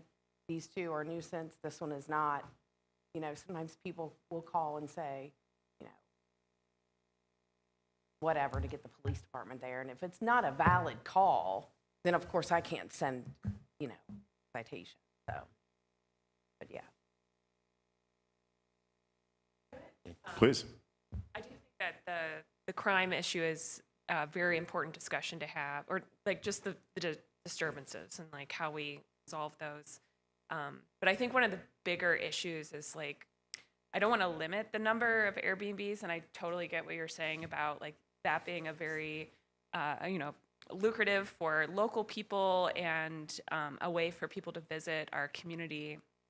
But it's, there have been several single-family homes now bought by folks who are just doing the Airbnb. I think, one person has bought 4 different properties within a few blocks of my house, which are all, it could be somebody who is moving in and they want to like get involved with the Rotary Club and they want to be, helping at the schools or what have you. Like, so I think we should also like, as much as we want to bring people in to visit our community, we also want to like encourage home buyers, people who are going to buy these houses and not just people who are going to rent them out to other people.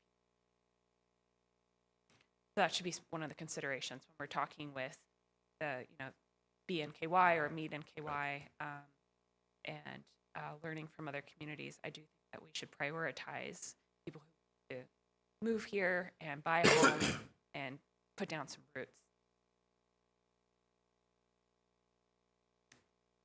Thank you. Thank you, Ms. Parks. Thank you. Not really. No, he's long-winded. No, I'm kidding, Jay. It was absolutely a misstep, but I'm glad. I'm actually kind of glad it That worked. was all I was going to really talk about, but we already talked about it, so we're good. Do you have anything else for your? We already went through all the projects we're going on, and the only thing I had was really to talk about the STR thing, short-term rentals. Yep. Airbnbs. And that's all I had. Plus, there's an important game going on right now. We're losing by 9. They're losing. We're not so it's losing by important 9. now. We're losing by 5, Jay. It was 9, but now it's 5. It's now 5. Okay, so you're finished with your administrator? I'm good. Does anybody have any questions for the city administrator, Jay Fawcett?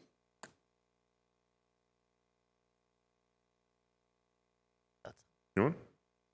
All right. Any other audience comments about anything, please? Hey. I'm Robin G., and I've been covering Dayton for the last few years for Link Northern Kentucky.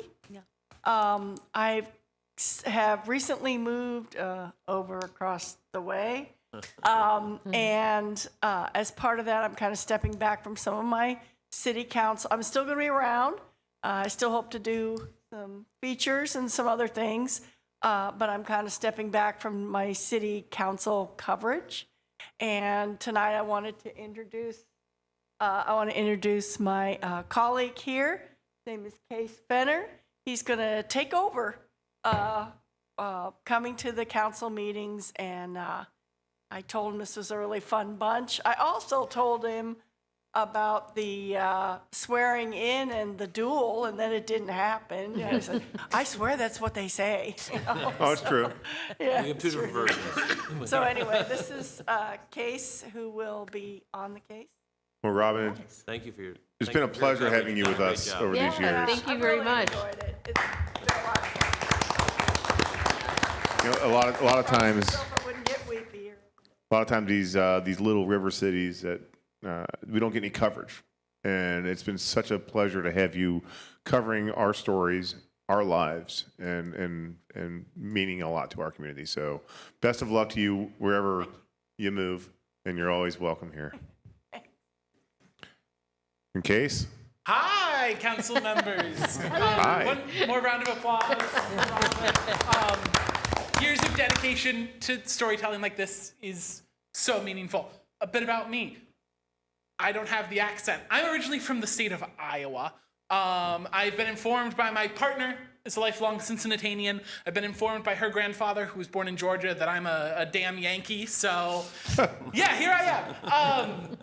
A little bit about me. I am a descendant of the Meskwaki tribe of Iowa. I went to the University of Iowa, where I got a bachelor's degree in education, journalism, and English and creative writing. So I've got a wide area to draw from. At the University of Iowa, I was the news director for KRUI 89.7 FM, the University of Iowa's only student-led radio program, where I reported on, believe it or not, city council meetings in small rural towns. This has been my bread and butter for 4 years now. I'm happy to do it for a 5th. I'm incredibly lucky to be working for Link NKY, the things I've heard about it, especially the cities that they report on, the things I've heard from the people that they report on, have been excellent. And I hope and my goal is to continue that excellency through another generation, to make Robin proud of the reporting that I do here and to take on that mantle. And I'm excited to work with you all and let your constituents know what you're doing here and show the important work that happens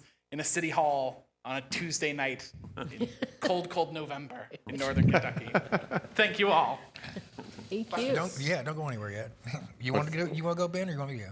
You go first, Ben. As a journalist, welcome. We welcome your energy. We welcome your journalism. I'm excited to read your stories. You have allies up here who appreciate what you do. I'll leave it at that.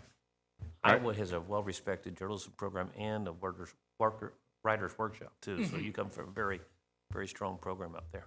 Absolutely. I like your background. My background is very similar. I went to the University of Kentucky. I was at 88.1 WRFL. We rock for Lexington. So that was back in the 90s. We were listening to punk rock. So welcome to Northern Kentucky, and looking forward to working with you, man. If you need anything at all, we're a very open book. Yeah. Thank you, Mayor Baker. Yes, sir. Will you be publishing an article about keeping Route 12? I was thinking about it, so I'm bouncing between 2 articles. I definitely want to write about Good Samaritan Day and the excellent work of those 3 community members. I also really want to write about Route 12, especially considering what's coming up tomorrow with the board meeting. So both of these will probably have an article published tonight. Great. Save the 12. Thank you. Good job. And how good-looking our council is. Exactly. A more handsome group I've never seen. Go Cats. Go Cats. We're at the half right now. We're only down by 7.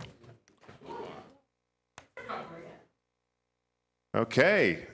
Name and address, sir. Jerry Huntley, 585 Manhattan Boulevard, and I don't have quite the amount of energy that this is. Welcome to our community.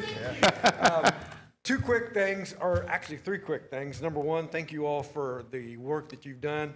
Being president of the Manhattan Harbor Homeowners Association, it's been great working with you to get the phase 2 and 3 going. That's been exceptional if you went to the grand opening. Point number 2, one little issue that we have all noticed is down at, is it Gill Lynn Park? Yeah, Dylan. Yep. Okay, we need more cameras there, guys. Yep. Okay, along with the officers, had to break up a little fight type thing. Kerfuffle. I'm sorry? A kerfuffle? Yes, there we go. And there was a lot of things that Rick sod all got tore up and stuff. We ran kids out of it more than 2 or 3 times, tried to put it back, and the next thing we know, they're playing in it again, Some of that. We got 5 cameras there already. They're brand new, and so we just need to know when that's happening. Okay. Yeah, so there are cameras down there recording all that stuff. So there's 5 cameras? Yes. Okay. I'll look and see where they're at, and then we can talk about that privately. We're talking about putting another one up on top of. Okay. Yeah, we're looking at more Boulevard. cameras. Yeah. And then real quick, just a quick update on the sound system. It's been a little while since we've discussed. I just want you to know a couple things. If you're sitting on this side of the room, your microphone should be to the left. This side, the microphone should be to the right. If it's in the center, you're good. Okay? Now, make sure your microphone is on. I think Jessica forgot to turn hers on there for one little comment or two. No problems. I do want you to know I've been monitoring every session. If you want to whisper to your neighbor something, you and your neighbor must mute your microphone or it's going to be heard. Okay. Okay? I can't mute. Is this by design that I can't mute mine? I hit the button and it goes back to Hold green. the button. It's called a cough button. You have to hold it down.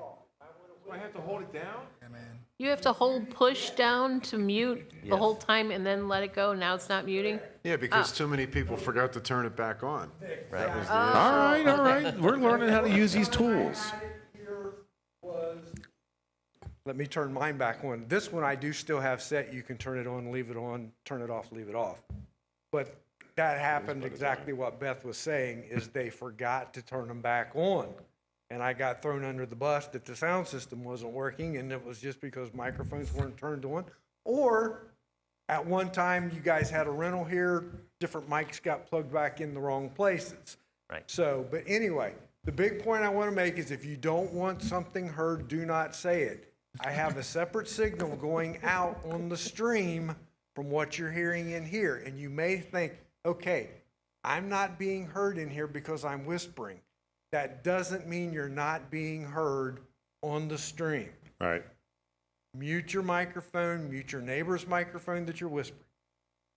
Any questions, comments, good jokes? I'm out of here. Good jokes. Well, It's unidirectional. yeah, just face it in, because when you're looking for Yeah, if I'm talking like this. The biggest But I should be complaint that talking I like see this. from utilizing the sound system is like the young lady tonight who was standing here. Yeah. Not gonna get picked I up. tried to get her over there, I know. What you She's need to young. do, if I'm going to face Joe and this side, if I look this way, Kathy does a very good job of this. When she looks this way, she does this. When she does this way, she does this. It keeps her in the plane of the microphone. Well, she does a lot of karaoke, so. She did a lot of good job. She did a good Okay? job, So person. just for the record, please remember that. If you got any questions, call me. The other thing you can do, and Jared has the ability to do this or whatever, and I have not played with it tonight, but you can go and manually make any changes and settings that you want. But I have presets put in here that work 99.9% of the time and will work great, as long as you're utilizing the system the way it's supposed to be used. And don't feel bad to ask somebody to adjust the microphone or to stand in front of the microphone if they want to be heard. Okay? Thank you very much. Appreciate it. Wait, Thank you, Mr. Huntley. did you say us, we have to have it at the left, they have to have it at the right? Is that what you said? That's ideal. Okay. And the Okay. reason is because when you're talking, you're looking more Looking over. toward Ben Okay. And you're or not toward talking whoever. You're the worst, Jay. Don't tell anybody else. Yeah. I'm gonna talk like this, just look like this. Do You just gotta, Yeah. just do gotta the thing for him. Joe breathe likes to into lean it. back and talk from back here, you know, I mean, and that's okay. I do. It's still picking him up. Understood. So, but just keep that in mind. And we all know Alex doesn't want to be heard, so he just moves his completely out of the way. Good attorney. All right? Very good Any attorney. questions, comments? No. Oh, thank Good you. enough. So Thank if you you've been all. monitoring it, how's it been going? Oh, it's going excellent, other than I hear people whispering, Oh, okay. just so you know. I mean, never- now, I never under say normal anything I worry about. circumstance, nobody would notice it. But when you want to crank it up, yes, I can hear people whispering, and I can understand what those words are being said Oh. that probably are not meant to be said out loud. Send me the transcript, sir. Okay? Especially So, hers. hey, one other thing, and I don't know exactly when Jared's turning the system on, but before the meeting starts, unless, would you hit it right when it's time to go, when Ben, okay, we're good. Because I could hear everything going on prior to the meeting starting. So, okay, thank you all, I appreciate it. Thanks. Thank you, Mr. Huntley. Mr. Huntley, you said you can hear everything that's being said before the meeting. Does that mean everyone can hear what's being said before the meeting? No, not since Jared is not turning it on until Ben makes his first little gavel hit. Okay. That's good. But in here, yes, you could. I heard the conversation standing back here that Beth was having. Right. Oh, Oh, That was a good one. Just be careful. Yes, sir. Because the microphones are very sensitive and they are stupid. God, kill that. Microphones are stupid. They don't know what to pick up and what not. Whatever the loudest signal that hits the diaphragm, that's what it picks up. send me the transcript. Don't Ju- send ju- him the transcript. There is $5 in for it. I'm just kidding. I don't care.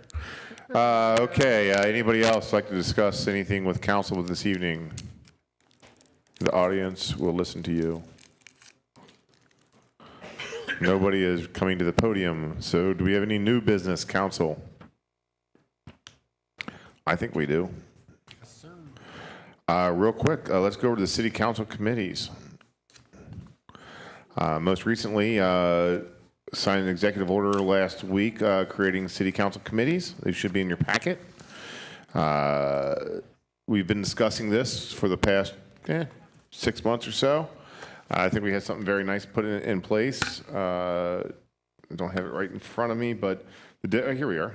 Different committees that are going to be enacted are Communication Marketing Committee, Financial Oversight Committee, Sports and Rec. Yes, so these committees are going to be happening, and we're building those out. So you might get a question for some volunteerism, depending on which committee we think or people think that you might best fit into. So, Mr. Joe, this is kind of your baby. You want to talk about anything? No, I want to thank you guys for getting this on the docket here. It was my understanding that there was going to be appointments to these committees by the mayor Yep. as well. Will that be coming secondary? They're going to be based on your all's recommendations. So you make those, make the recommendations for the committee, and the mayor will make those appointments in Okay. a separate executive order. Okay, and how are We you? don't know who those are until you give us the names. Yeah, and how are you sourcing that? Are you asking? Are you going to send us a survey, or you want us to email, or? We, however you want to do it, but it's your committee, so you all decide who's on there. So once you have done your outreach and you find the people you want, you want 2 council members on each committee, but you want resident committee members too. Once you have those, give those recommendations to the mayor, and then he'll make an order. Does that make sense?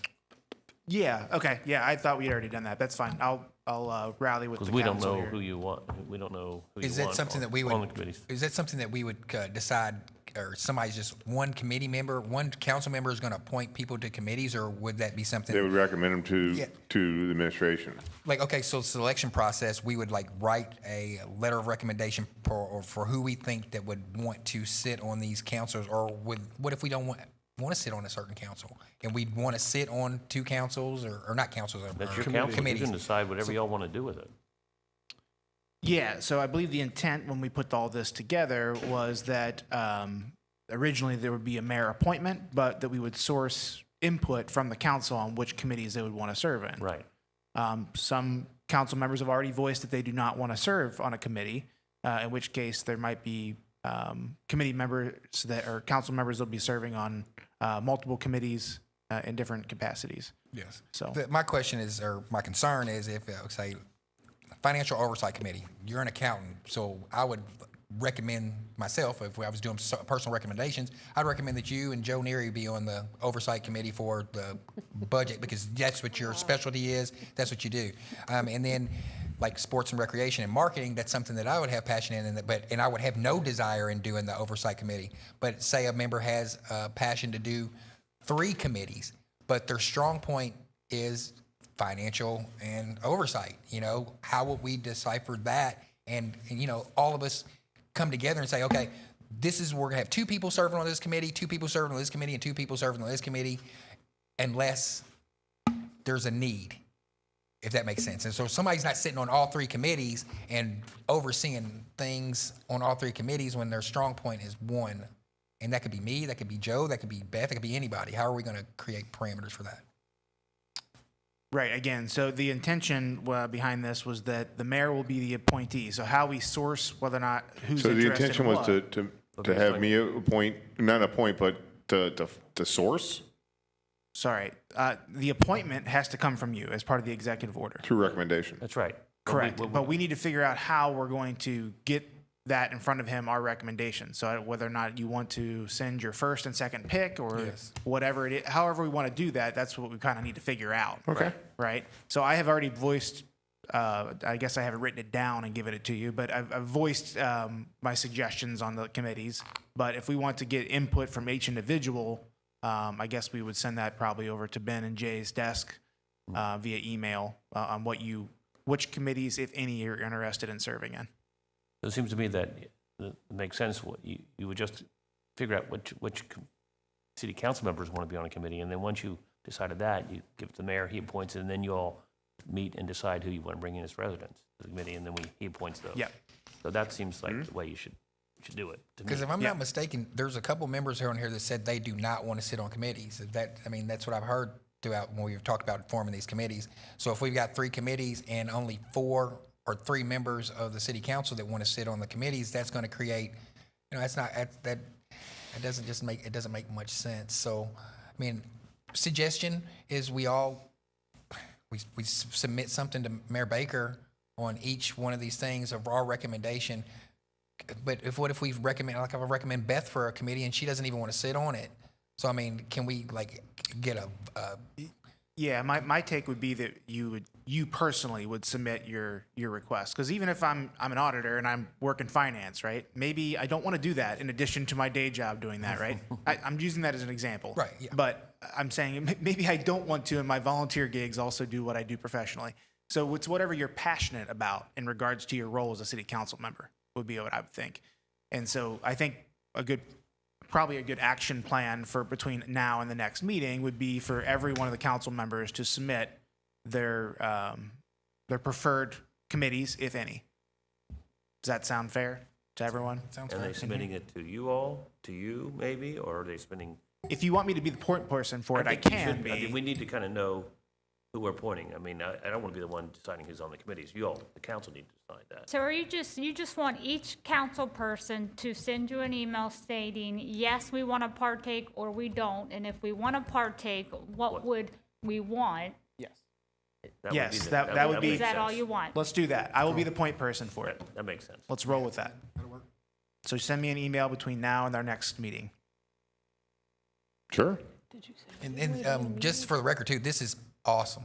This is great. This is what we need. This is what the city needs, the direction, in my opinion, the city needs to go in this direction. If we have people on the city council that are willing to get involved and get our hands dirty and do some work, we've said that it can't be done for a little bit of time. So let's see if we can do it. If we can't, at least we tried. But thank you guys for putting this together. Appreciate it getting in front of us. I guess we'll. You guys asked for it, so Yep. more than happy to oblige. Thanks, Mayor. If I could clarify, this is an executive order that's already been signed by the mayor? It has Yep. been. First I've heard of it. Okay. Thank you. We could have provided it to you. I gave it to Aaron. I thought it would be shared, so. Understood.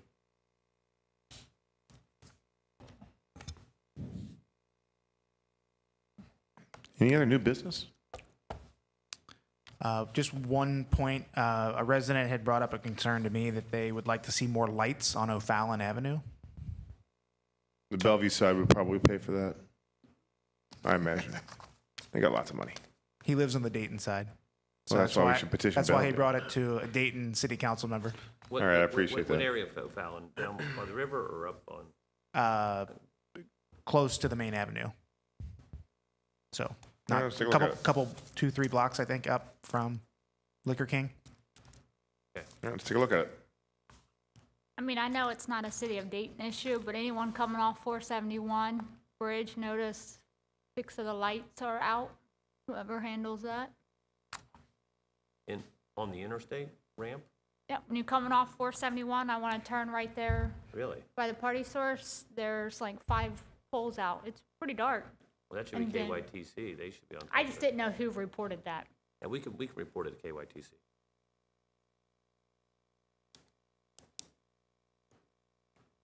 Any other new business? Anybody like to make a motion for adjournment? I'd love to. Make the motion to adjourn. Member Neary's made the motion. Do I have a second? I'll second. Hell's up. Second Member Kelly. All in favor? Aye. Happy Thanksgiving. I'm thankful for everyone in this room, this city, this community. And we'll see you all in December.